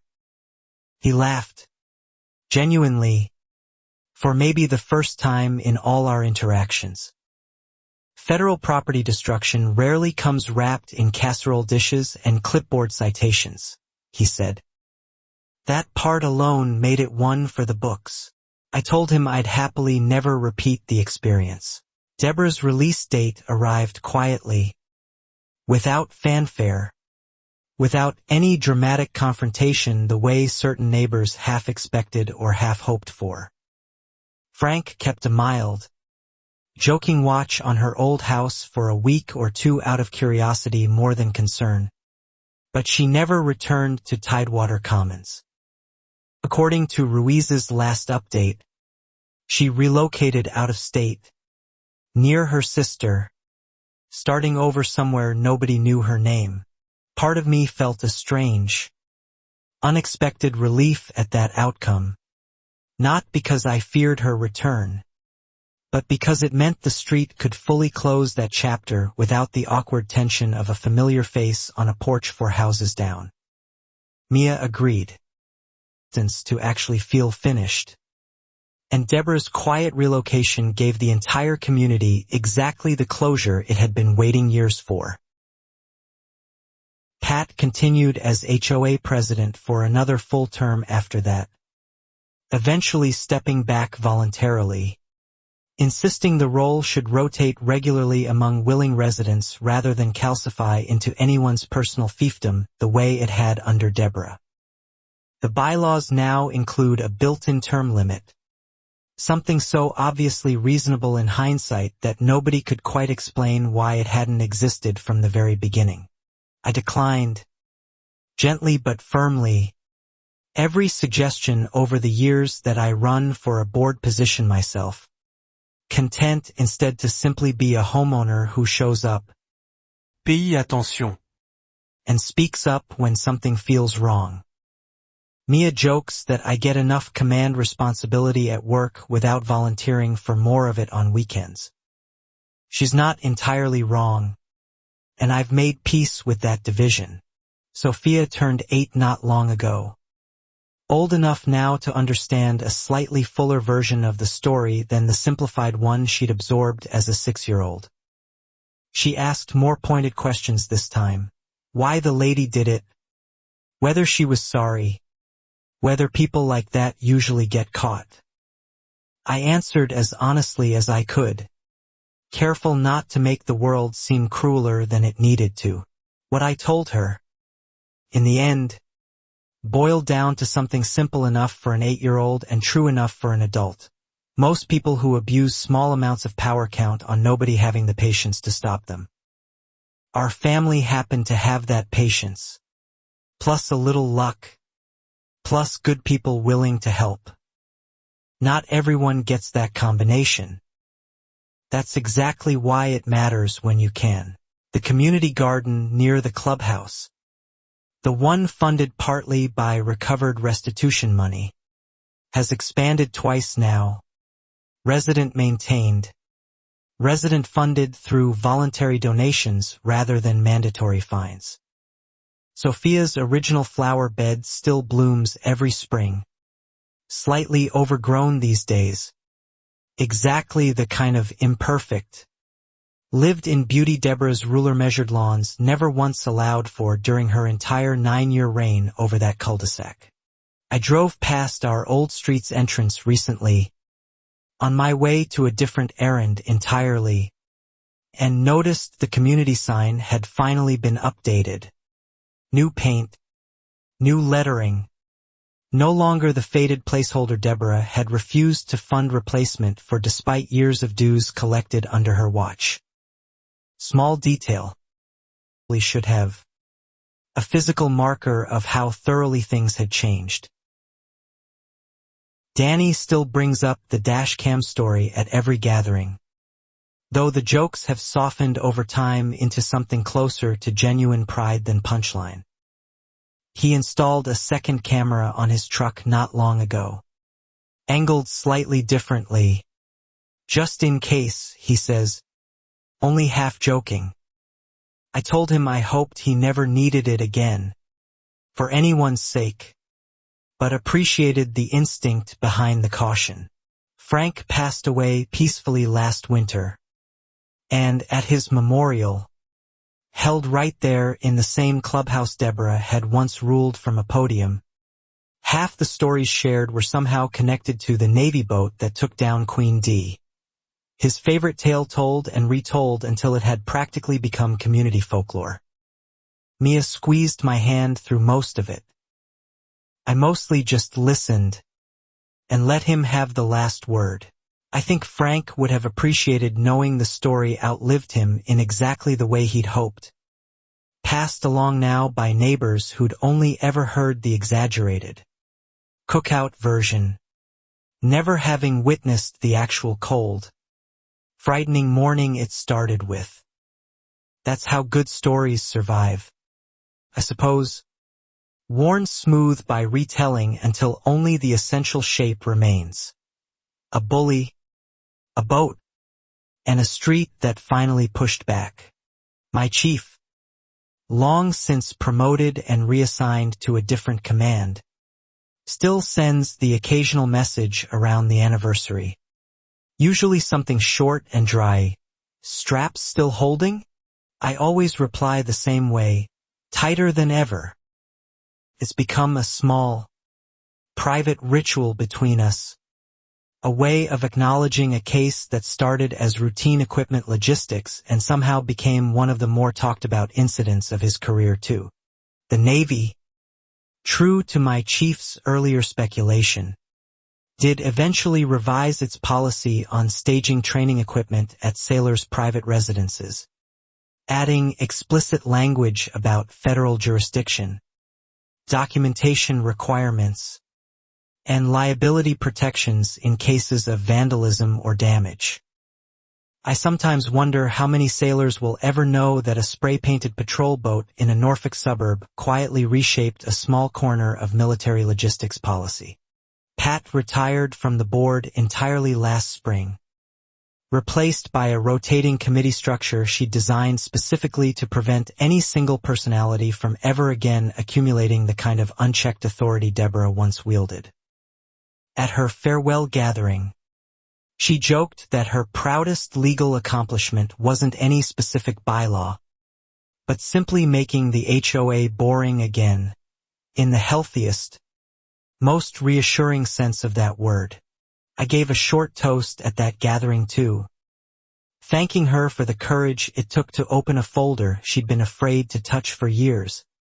Courage that ultimately mattered just as much as Danny's dash cam or the Shore Patrol's forensic paint analysis. Justice, I've learned, rarely arrives through one dramatic moment. It arrives through several ordinary people, independently, finally deciding silence isn't worth the cost anymore. Standing on my porch these days, coffee in hand, watching Sophia grow taller each season on a street that finally feels like it belongs equally to everyone living on it, I think back often to that cold, disorienting morning when I first saw the cut straps and orange spray paint gleaming under a dead floodlight. Felt, at the time, like the worst morning of my post-deployment life. Looking back now, though, I recognize it differently. Not as the worst morning, but as the turning point.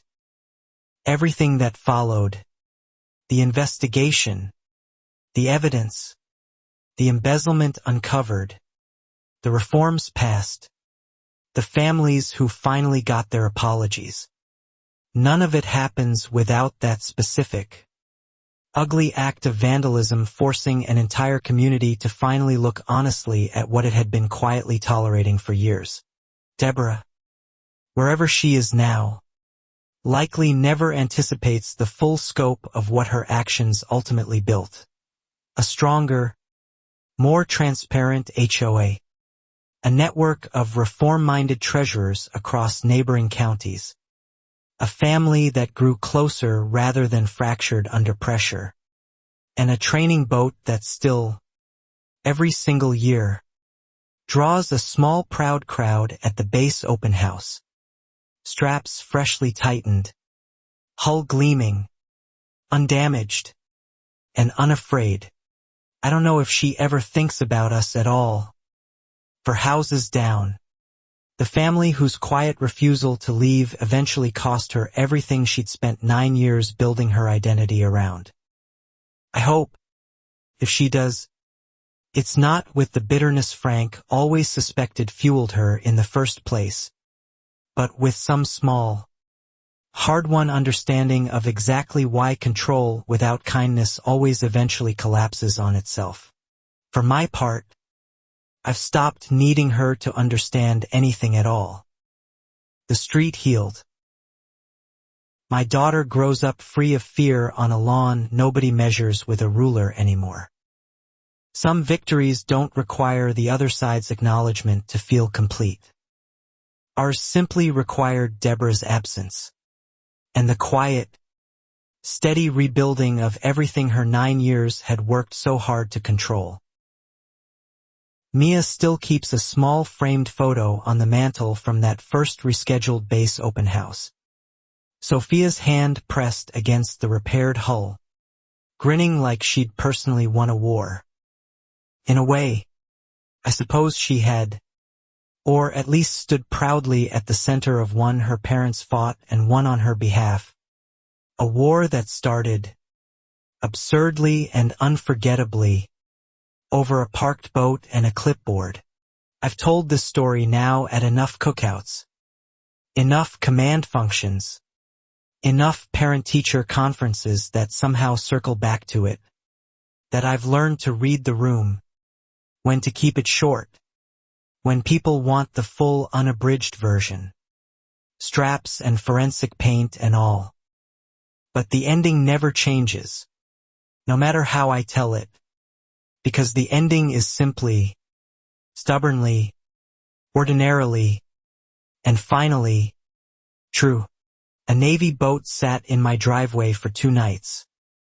A woman with too much power and too little accountability decided that boat.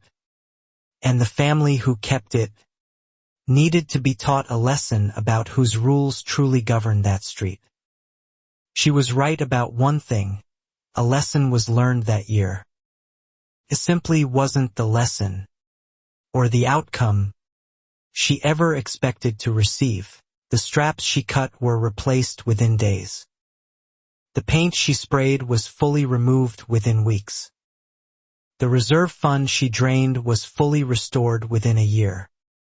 And the family she tried, quietly and cruelly, to push off a street they'd chosen to call home, remained exactly where they started, coffee mugs in hand, watching their daughter grow up safe, unafraid, and thoroughly, permanently, unmoved. Some nights, checking the locks out of old habit, glancing at the empty driveway where a training boat once sat wrapped in police tape, I still feel a distant echo of that cold, disorienting fear from the morning it all began. But mostly now, I feel something steadier, something closer to pride, not just in the outcome, but in the simple, stubborn decision to stay and see it through. because that's what it ultimately came down to. More than any dashcam footage or forensic paint match or embezzlement trail Pat uncovered in a dusty folder of old bank statements. It came down to a family that refused to be frightened off a street they'd earned the right to call home. And a community that finally, painfully, necessarily, learned the difference between order and control. Keep waiting, some mornings, for the next citation to appear taped to my door out of sheer old habit. A small, lingering ghost of 9 years' worth of conditioned anxiety that even a felony conviction couldn't fully erase overnight. It never comes anymore. The mailbox stays quiet.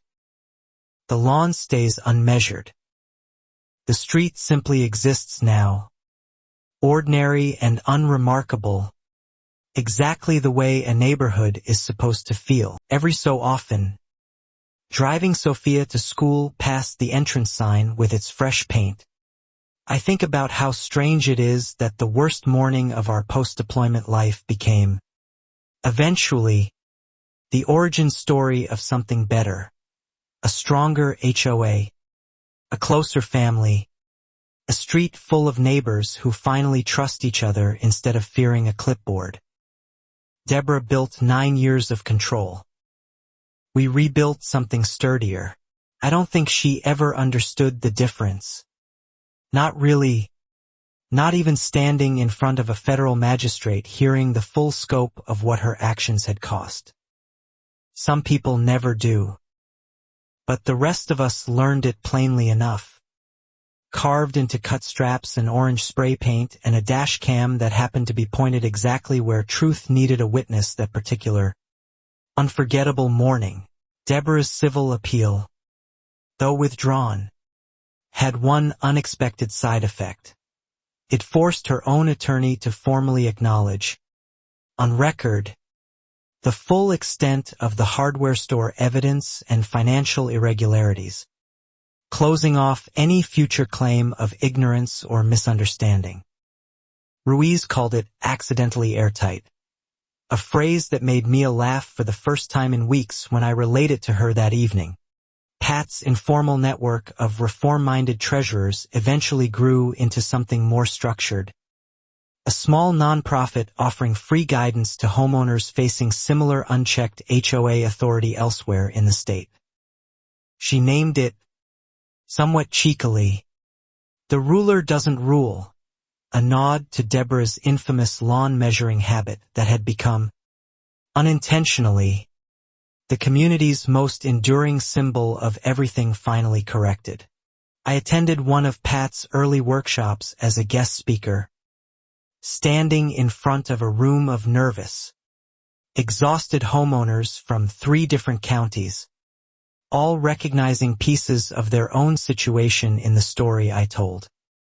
One woman, afterward, thanked me quietly, admitting she'd almost signed papers to sell her house that same week rather than keep fighting. She decided, instead, to keep her folder growing. That single conversation stuck with me longer than most of the courtroom proceedings ever had.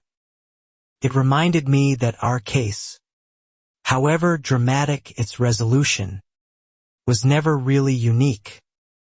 Somewhere, right then, another family was probably staring at an unfair citation taped to their door, wondering whether fighting back was even worth the exhaustion. I hoped, quietly, that our story gave at least a few of them the answer. Sophia, now old enough to understand more nuance, asked me once whether I ever felt scared during the whole ordeal, expecting, I think, a simple no befitting a Navy dad in her mind. I told her the truth instead. I was scared plenty, mostly of losing the fight and watching our family become another quiet departure.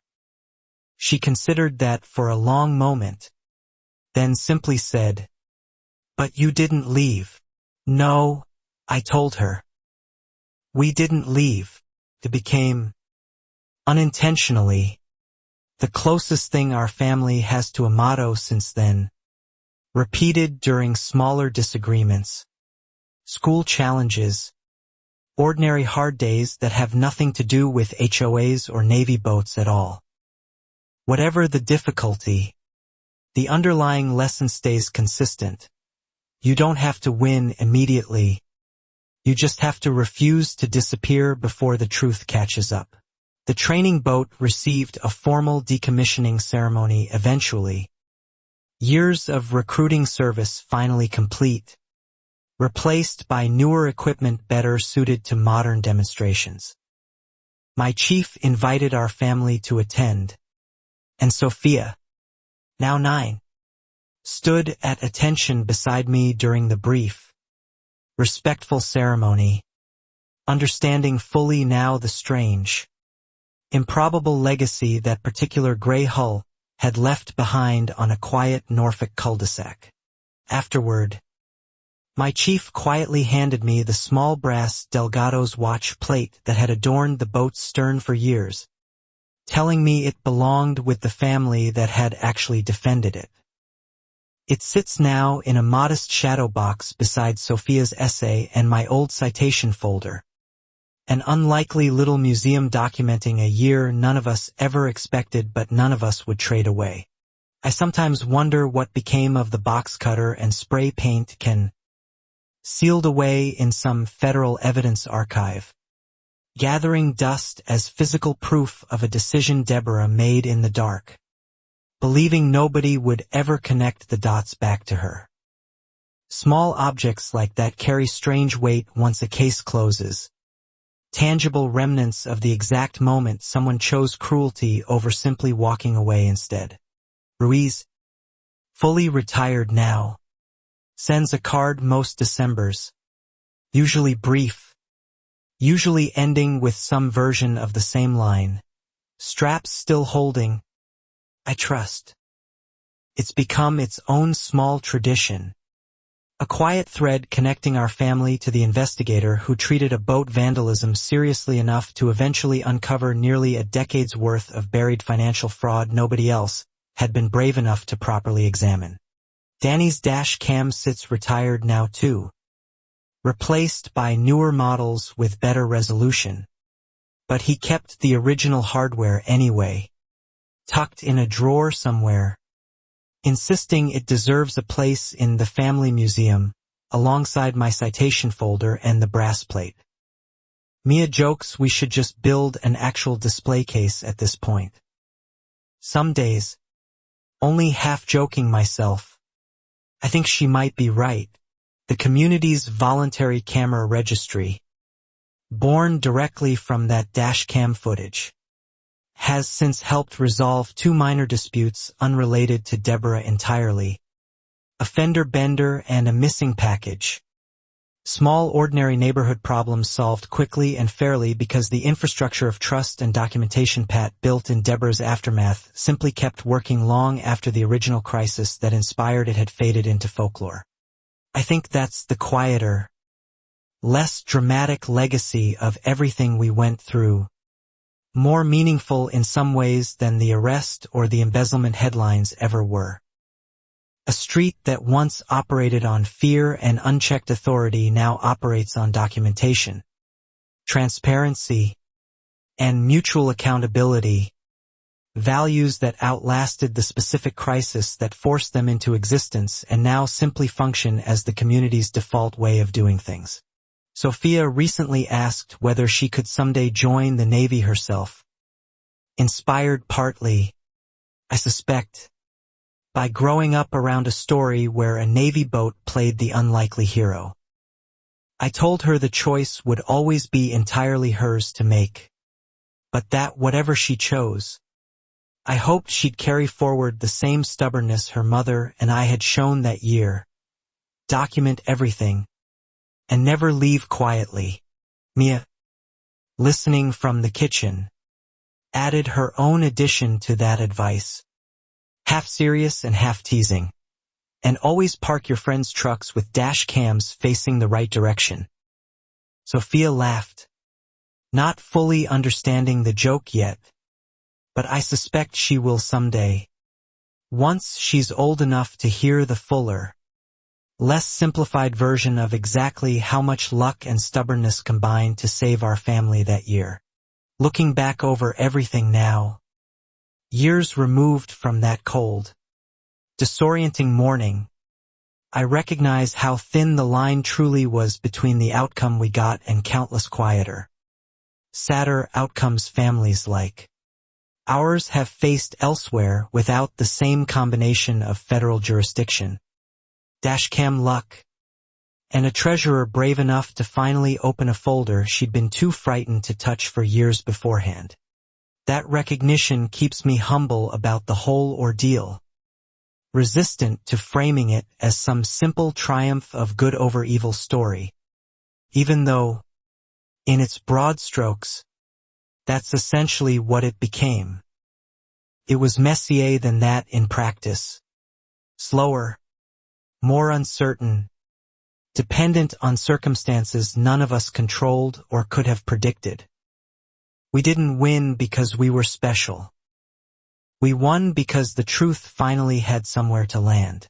The first true test of everything Pat and the new board had built came almost 2 years after Deborah's arrest, when a wealthy new resident named Carl Whitfield moved in, initially charming, quickly revealing an appetite for control eerily reminiscent of the very tyranny the street had only recently escaped. He ran for a board seat within months, campaigning on restoring order and standards. I recognized the language immediately, the same coded phrasing Deborah had once used, dressing personal control up as community concern. I attended the candidate forum specifically to hear him speak, and sure enough, buried in his platform was a proposal to relax the 72-hour appeals window Pat had fought so hard to establish, framed innocently as streamlining enforcement for the community's own good. Frank, alive and sharp-tongued back then, stood up during the forum's question period and asked Carl directly whether he'd ever met a woman named Deborah Vance. Carl blinked, confused, clearly unfamiliar with the name entirely, which told the room everything it needed to know. He wasn't her successor, but he was, worryingly, exactly the kind of personality the old system had been built to attract and empower. The room, unlike years earlier under Deborah's reign, did not stay silent. Neighbors who'd learned hard lessons peppered Carl with pointed questions about transparency, documentation requirements, and term limits, watching carefully how he responded, under scrutiny rather than simply accepting his polished campaign promises at face value the way the street once might have, back when silence felt safer than pushing back. Carl grew visibly frustrated under the questioning, eventually snapping that the community was overreacting to one bad apple from years ago and didn't need to treat every candidate like a criminal suspect. Pat, moderating the forum calmly, reminded him and the room that the new bylaws existed precisely because the community had once trusted a candidate's charm over documented, verifiable accountability, and paid dearly for that trust. The election results, when they finally came in, rejected Carl decisively, nearly 3-1 in favor of a quieter, less charismatic candidate named Rosa Klein, a retired accountant whose entire platform consisted of exactly one promise. I will follow the bylaws exactly as written, and I will not ask for exceptions. It wasn't inspiring. It was, after everything, exactly what the street actually needed. Carl left the neighborhood within the year, selling his house at a modest loss, grumbling to anyone who'd listen about an unwelcoming, paranoid community. Frank, naturally, had the final word on it at the next block party. Good, he said, raising his glass. Paranoid is what keeps a street safe from people who mistake authority for ownership. Nobody argued with him. Nobody needed to. I share this part of the story now whenever I retell the whole saga, because I think it matters as much as the arrest itself. Deborah's downfall wasn't the actual ending. The actual ending was a community that had learned, permanently, how to recognize the early warning signs of exactly the kind of controlling personality that had once cost them 9 years of fear before anyone found the courage to push back. That, more than any single citation or courtroom verdict, feels like the truest victory of the whole ordeal. Not just defeating one Karen, but building a street resilient enough to recognize and reject the next one before she ever got the chance to plant a single fine, a single redacted document, or a single spray can of orange paint in anyone else's quiet, unsuspecting driveway. Rosa Klein still serves as HOA president today. Unremarkable in the best possible sense. Sending quarterly financial reports nobody particularly reads because nobody has any reason left to suspect they're hiding something. That, I've come to understand, is the actual measure of a healthy community. Not excitement, not drama, not clipboard confrontations at dawn. Just the quiet, boring, trustworthy rhythm of rules applied fairly to everyone. Sophia is 12 now. Taller than Mia predicted she'd be by this age. Still occasionally mentioning the Navy boat story to new friends who inevitably assume she's exaggerating until Frank's old neighbors, still living on the street, confirm every improbable detail. She started, recently, asking sharper questions about accountability and fairness. Questions I suspect trace directly back to a lesson she absorbed years before she fully understood it. Standing on the porch now, watching a street that has weathered one tyrant and rejected a would-be second one, I feel something I couldn't have predicted. The cold morning I first found those cut straps. Gratitude, oddly enough, not for the ordeal itself, but for everything it forced into existence afterward. A stronger community. A wiser daughter. Considered simply leaving. Started, again, with something small. An anonymous letter left in mailboxes across the street, and signed, accusing Rosa Klein of favoritism toward certain residents in enforcing the very bylaws she'd campaigned on upholding fairly. Mia found ours first, frowning at the accusatory tone, the carefully vague wording designed to sow doubt without offering a single verifiable fact anyone could actually investigate or disprove. Pat, retired from the board but still trusted as an informal advisor, recognized the tactic immediately when I showed her a copy. This isn't a resident with a genuine grievance, she said, turning the paper over in her hands. This is someone trying to destabilize trust before making a move. Her instincts, sharpened by years of quiet vigilance, rarely proved wrong about things like that anymore.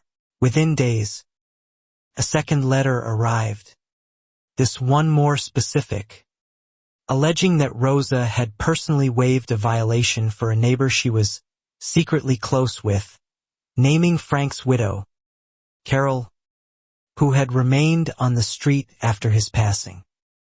The accusation felt engineered, precise enough to sound credible, vague enough to avoid any actual legal exposure for whoever had written and distributed it. Rosa addressed it head-on at the next meeting, unlike Deborah ever would have, publishing her complete enforcement log for the past 6 months. Every citation, every waiver, every documented reason attached. The log showed no favoritism toward Carol at all. Just a single legitimate exception granted during her husband's final illness. A compassionate pause any reasonable board would have approved under identical circumstances. The room, watching Rosa's calm, documented response, seemed satisfied, but I noticed something Pat noticed too. The timing of the letters coincided almost exactly with the upcoming vote on whether to finally sell the aging clubhouse property to a developer, a proposal Rosa had publicly opposed, citing the community's long-term interest over a short-term payout that would benefit only a handful of adjacent homeowners. I started paying closer attention after that. The old instinct from the Deborah years resurfacing despite years of relative peace. I noticed a name recurring in the online community forum pushing hardest for the clubhouse sale. A relatively new resident named Victor Alvarez, who had purchased 3 adjacent lots quietly over the past year through a shell company nobody had previously connected back to him. Mia, once again proving her paralegal instincts, hadn't rusted at all despite years away from formal legal work. Pulled the public property records herself, cross-referencing the shell company's registered agent against county filings.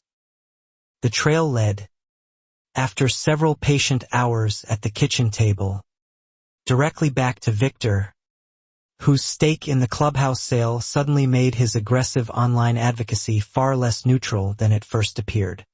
I brought the findings to Rosa privately rather than posting anything publicly, mindful of how quickly unverified accusations could spiral into exactly the kind of destabilizing chaos the anonymous letters had already attempted to create.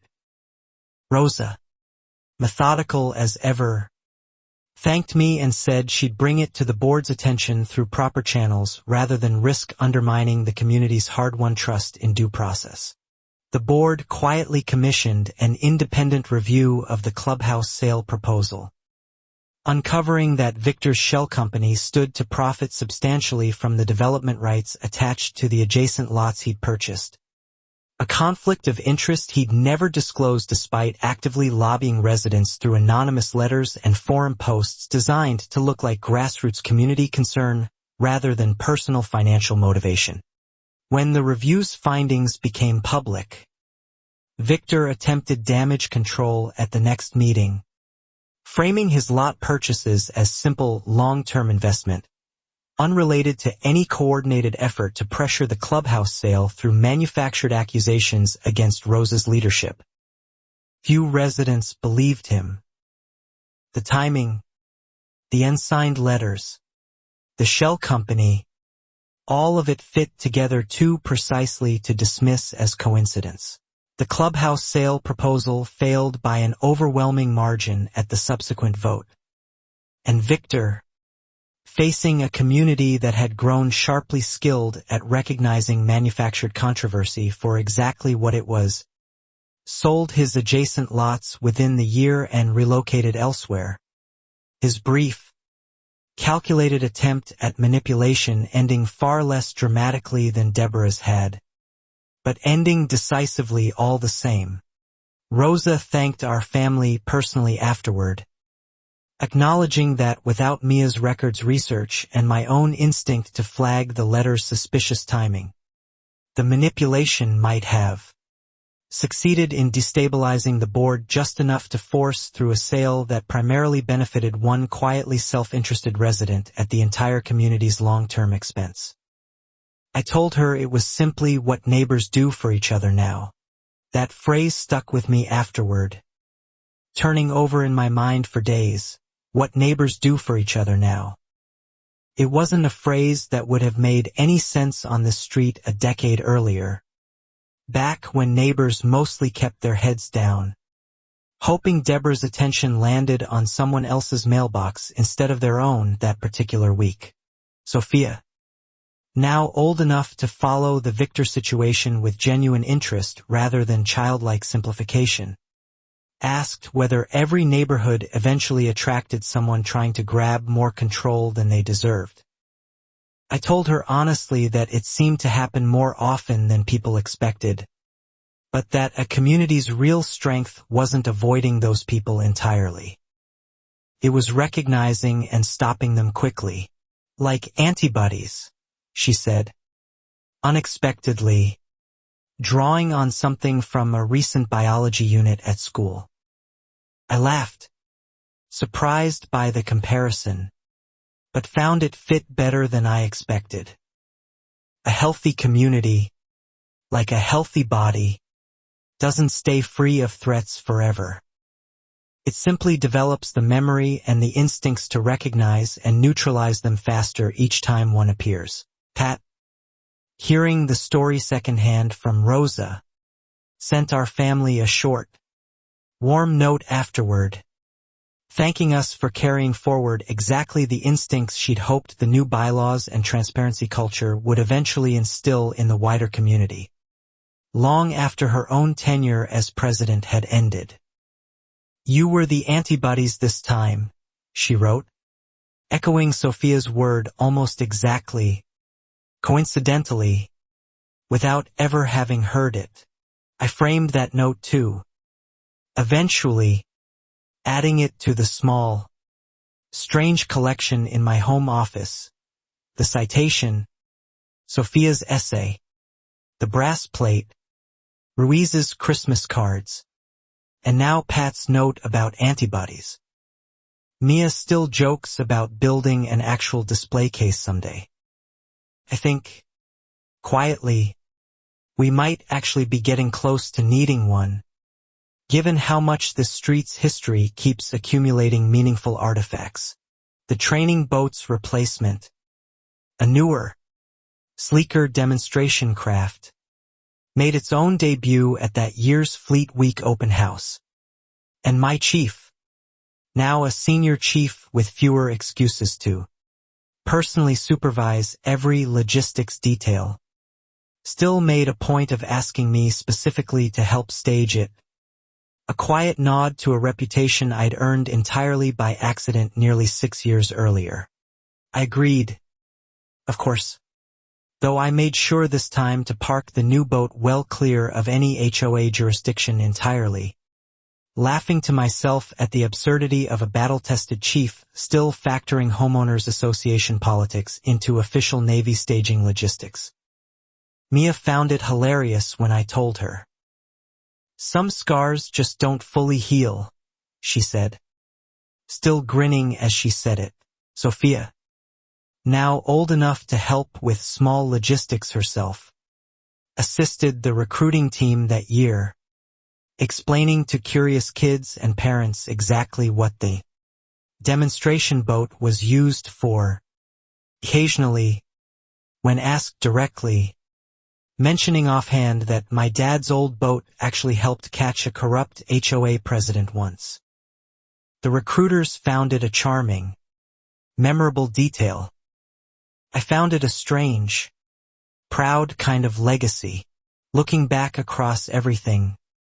6 years now removed from that first cold morning with cut straps and orange spray paint, I recognize how much the entire ordeal reshaped not just our street, but our family's understanding of what it actually means to build a home somewhere. It was never about the physical house, the brick, the yard, the swing set Deborah once flagged as hazardous. It was about the people willing to stand beside you when something unfair threatens to push you out, and the quiet, patient work of building systems sturdy enough to catch the next threat before it grows as large as Deborah's had. That work never fully finishes. Victor proved that clearly enough, arriving years later with a different tactic but an identical hunger for unchecked control. Rosa still serves as HOA president, now into her 3rd term despite the term limits Pat had championed, re-elected specifically because residents voted to grant an exception for continuity following the Victor situation. A decision made transparently, documented publicly, debated openly at 3 separate meetings before the vote. Exactly the kind of careful, accountable process Deborah's reign had never once allowed to exist. I think that's the detail I find most meaningful now. More than the arrest. More than the embezzlement headlines. More than the courtroom scenes that once felt like the story's obvious climax. The community learned how to bend its own rules thoughtfully, transparently, and temporarily, without breaking the underlying trust those rules existed to protect. That flexibility, earned through hard experience, is its own quiet triumph. Sophia turns 13 next month. Already taller than Mia. Already asking pointed questions about civics and local government that most kids her age never think to consider. She mentioned recently, almost offhand, that she wanted to study public policy someday, curious about how small communities either protect or fail the people living inside them. I didn't push the idea. I didn't need to. Some seeds, I've learned, plant themselves entirely on their own, watered by nothing more than a childhood spent watching her parents refuse to back down from an unfair fight, and later watching an entire street learn, collectively, how to protect itself from the next person who mistook a little authority for permission to control everyone around them without consequence or accountability. Deborah, as far as anyone on the street still knows, remains out of state, unreachable, unremembered by name to newer residents who've moved in over the past several years and know her only as the reason we have the 72-hour rule, or the reason the meeting minutes have to include photos now. Her legacy, I find a strange, quiet justice in that particular outcome, more satisfying somehow than any prison sentence or restitution check ever fully was. She spent 9 years trying to build a legacy of control, a fear, of a street that operated entirely according to her personal preferences. What she actually left behind was a community permanently, structurally immunized against exactly that kind of unchecked personal rule. Mia and I renewed our own commitment to the street last spring. In a small, informal way, replanting the flower bed Sophia had first helped plant as a 6-year-old, now grown wild and overgrown after years of neglect during a particularly busy stretch of both our careers. Sophia, 13 now, helped again, hands in the dirt, less proud this time and more simply present.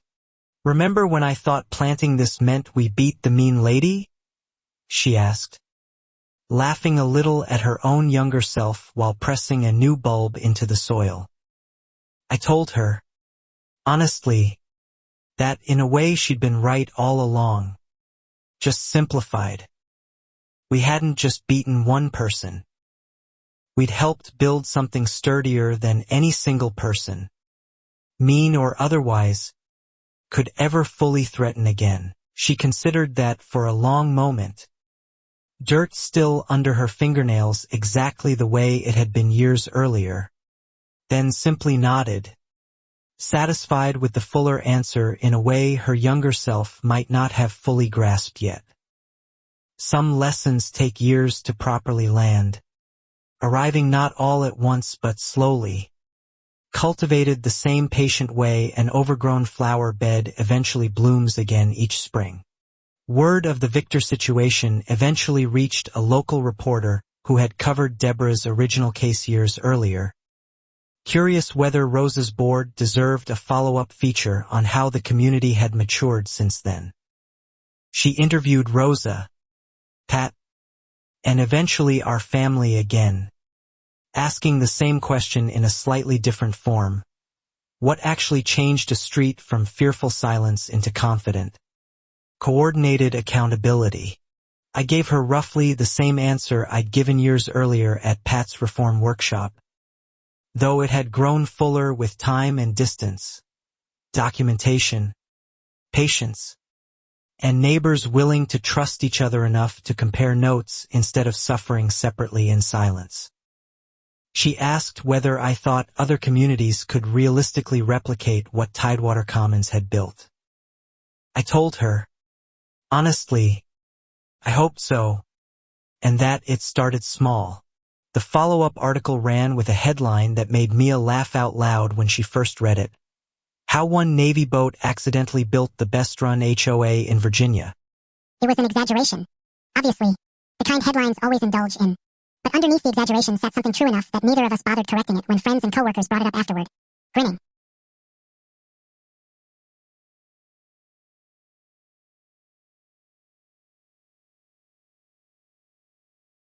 Sophia clipped the article herself, adding it to the growing home office collection without needing to be asked, arranging it carefully beside the framed citation and her old elementary school essay.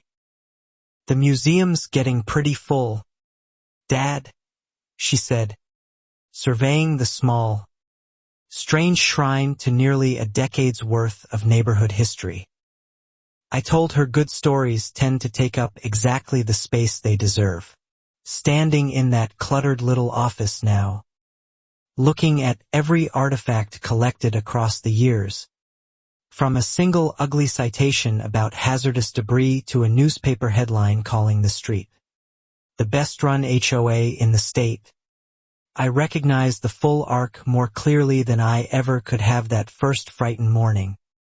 Coffee slipping from my hand at the sight of cut straps and orange paint. It was never really about the boat, though the boat gave the story its shape, its evidence, its unlikely federal jurisdiction that pulled shore patrol into a neighborhood dispute nobody expected to matter beyond one cul-de-sac. It was about a family that chose to stay, a community that learned to trust itself, and a legacy of control that finally, permanently, met something sturdier than fear. Sophia starts high school this fall, and Mia and I have already started, half joking, planning what we'll say if she ever comes home describing some new unfair authority figure demanding compliance without accountability. A teacher, a coach, eventually maybe an employer somewhere far down the road. We know exactly what we'll tell her. The same lesson this entire street learned the hard way.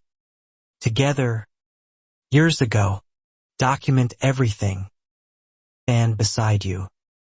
And never, ever assume that staying quiet is safer than telling the truth. Especially when the truth has evidence, patience, and a community finally ready to listen behind it. It's not a complicated lesson. It never was. Vandalized Navy boat, one dash cam, and one very stubborn family to finally teach it properly. Every year now, around the anniversary of that first cold morning, our family holds a small, private tradition, a slow walk down the cul-de-sac at dusk, past Frank's old house where Carol still lives, past Rose's quiet, unremarkable porch, past the community garden Sophia helped plant twice now, years apart, past the entrance sign with its fresh, finally funded paint gleaming under the streetlights. It's not a dramatic ritual. There's no speech, no ceremony, just three people walking a street that once tried, quietly and cruelly, to push them out, now walking it instead as three people who helped, in their own small, stubborn way, make it better for every family who came after them. Some victories, I've learned, don't announce themselves. They just keep quietly, steadily, holding. Mia squeezes my hand every year at the same spot, right where the boat once sat wrapped in police tape, and says the same simple thing each time. Worn smooth now by repetition the way Frank's old cookout stories eventually were too. Straps still holding, she says, echoing Ruiz's old Christmas card line. Tighter than ever, I answer, and mean it fully, every single year. Sophia, walking a little ahead of us these days, taller now than either of us fully expected, sometimes turns back and asks whether we'll keep doing this walk once she leaves for college eventually. Once the street's history belongs more to memory than to daily life. I tell her some traditions outlast the reasons we started them, becoming simply, quietly, a way of honoring where we came from. She seems satisfied with that answer, the way she's grown satisfied with fuller, more complicated truths over the years, no longer needing the simplified 6-year-old version of a boat and a mean lady to make sense of everything our family survived and rebuilt together. She understands now what it actually took. Patience, evidence, courage, and neighbors finally choosing trust over fear. Together, all at once. I think, standing on that street some evenings, coffee cooling in my hand, about every family who never got the outcome ours did. The Ortegas who moved before we ever arrived. And every family elsewhere still facing some version of Deborah or Victor today. Without a dash cam pointed the right direction. Without a treasurer brave enough to finally open a dangerous folder. I hope, in whatever small way our story travels beyond this cul-de-sac, through Pat's workshops, through that newspaper feature, through Sophia's occasional retellings to curious new friends, that it offers something more useful than just entertainment. I hope it offers a blueprint, however imperfect, for exactly how ordinary neighbors can protect each other when the systems meant to protect them quietly fail instead. That, more than any arrest or headline or courtroom verdict, feels like the truest ending this story could have. Not a triumphant final scene, but a quiet, ongoing practice. A street that checks itself, documents itself, and refuses, permanently now, to let fear disguise itself as order ever again. For houses down or anywhere else within its now carefully, collectively protected boundaries. Deborah once told me, standing furious in my driveway with her clipboard raised, that she'd teach me whose rules truly won in that neighborhood. She was right, in the end, just not in the way she ever intended. The rules that won were fairness, transparency, and neighbors finally brave enough to trust each other over a single person's clipboard. Those rules, unlike hers, were built to last. Standing here now, years removed, watching my daughter walk ahead of us toward a street finally worthy of the home we always hoped it would become. I understand something I couldn't have articulated that first frightened morning. The boat was never really what got vandalized that night. What actually got damaged, and eventually repaired stronger than before, was an entire community's basic trust in itself. That trust, once broken, doesn't repair itself through arrests or restitution checks alone. It repairs through years of small, deliberate choices.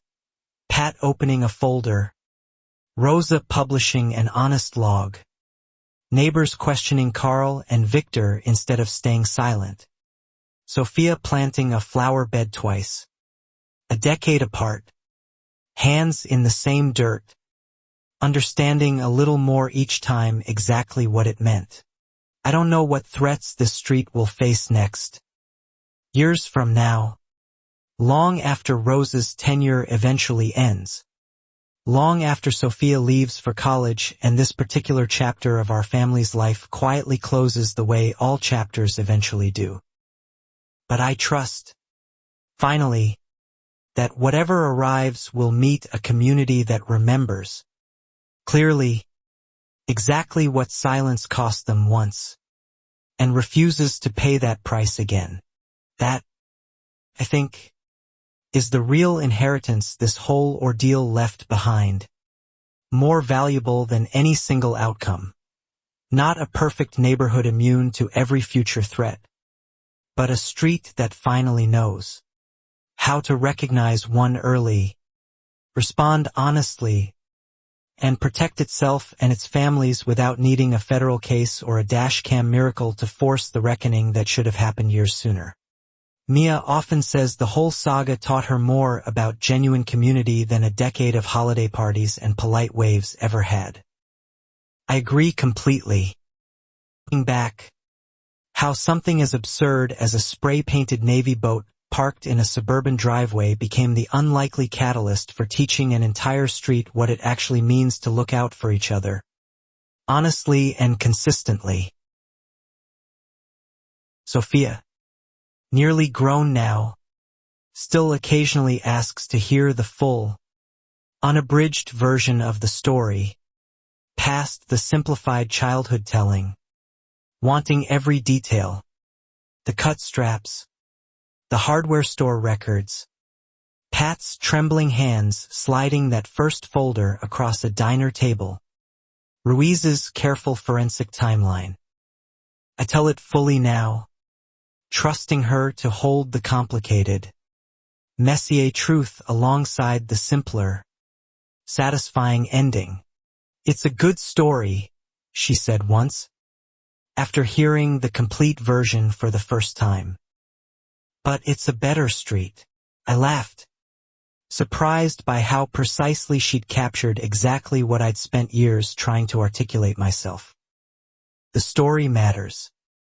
Rebuilt patiently and permanently by people who refused to stay silent. Matters infinitely more, every single ordinary day since. I think about Deborah, occasionally still, not with anger anymore, barely even with the distant pity I once felt either, but with something closer to simple, settled clarity. She spent 9 years building a fragile kingdom out of fear and unchecked authority. It took one Navy boat, one dashcam, one brave treasurer, and one family too stubborn to leave, to finally, permanently, topple it.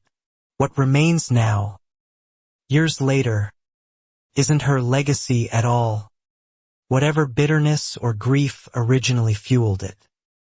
What remains is Rose's honest quarterly reports, Pat's reform workshops helping families elsewhere, Sophia's flower bed blooming every spring, and a street where neighbors finally trust each other enough to compare notes instead of suffering separately in silence.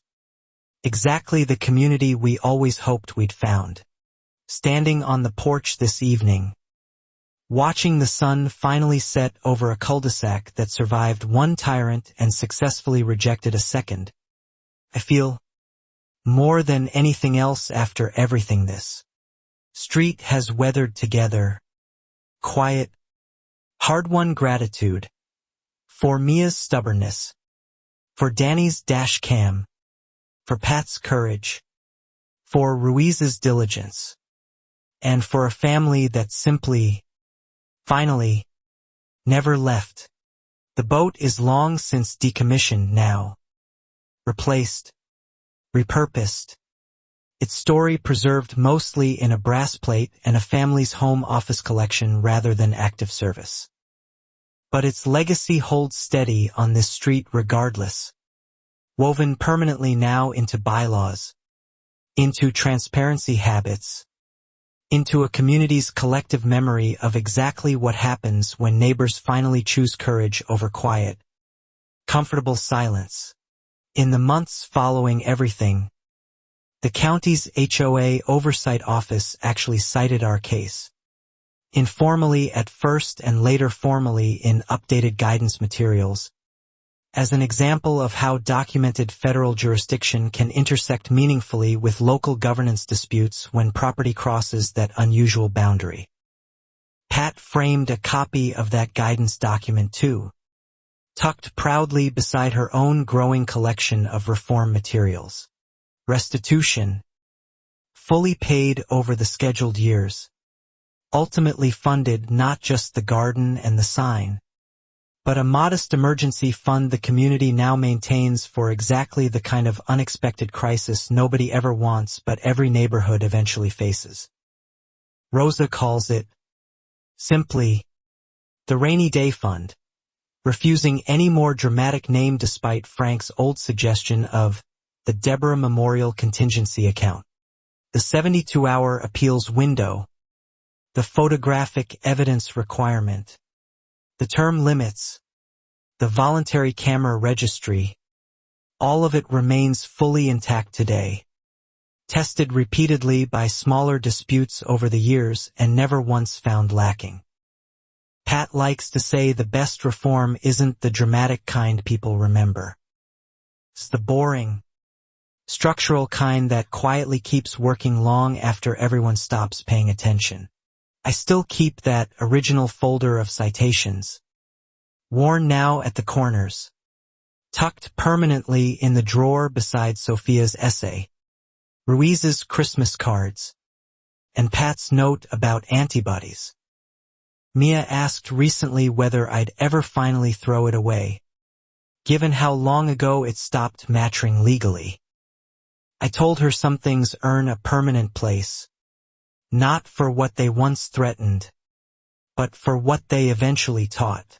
Frank's memorial bench, installed near the community garden the year after his passing, carries a small engraved line Carol chose herself, one that makes every longtime resident smile knowingly whenever they pass it. He always said the Navy boat fixed the street. He wasn't wrong. Times on her way home from school, resting a moment, remembering a story that outlived the man who loved telling it most. Standing here now, this quiet evening, watching the street settle into ordinary dusk, porch lights flickering on one by one down the cul-de-sac, I think the whole strange saga finally makes complete sense to me, distilled down to its simplest, truest shape.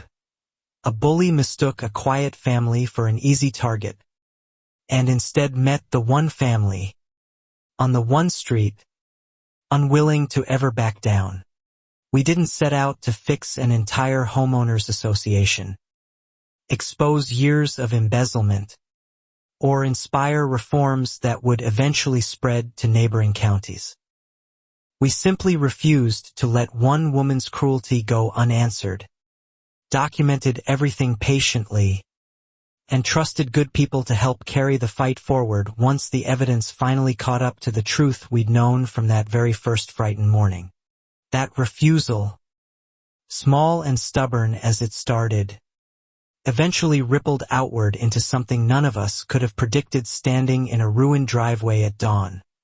A stronger community, a wiser daughter, a street finally worthy of the word neighborhood, and a Navy boat that, against every expectation, ended up defending far more than just itself that cold, unforgettable morning years ago, straps still holding.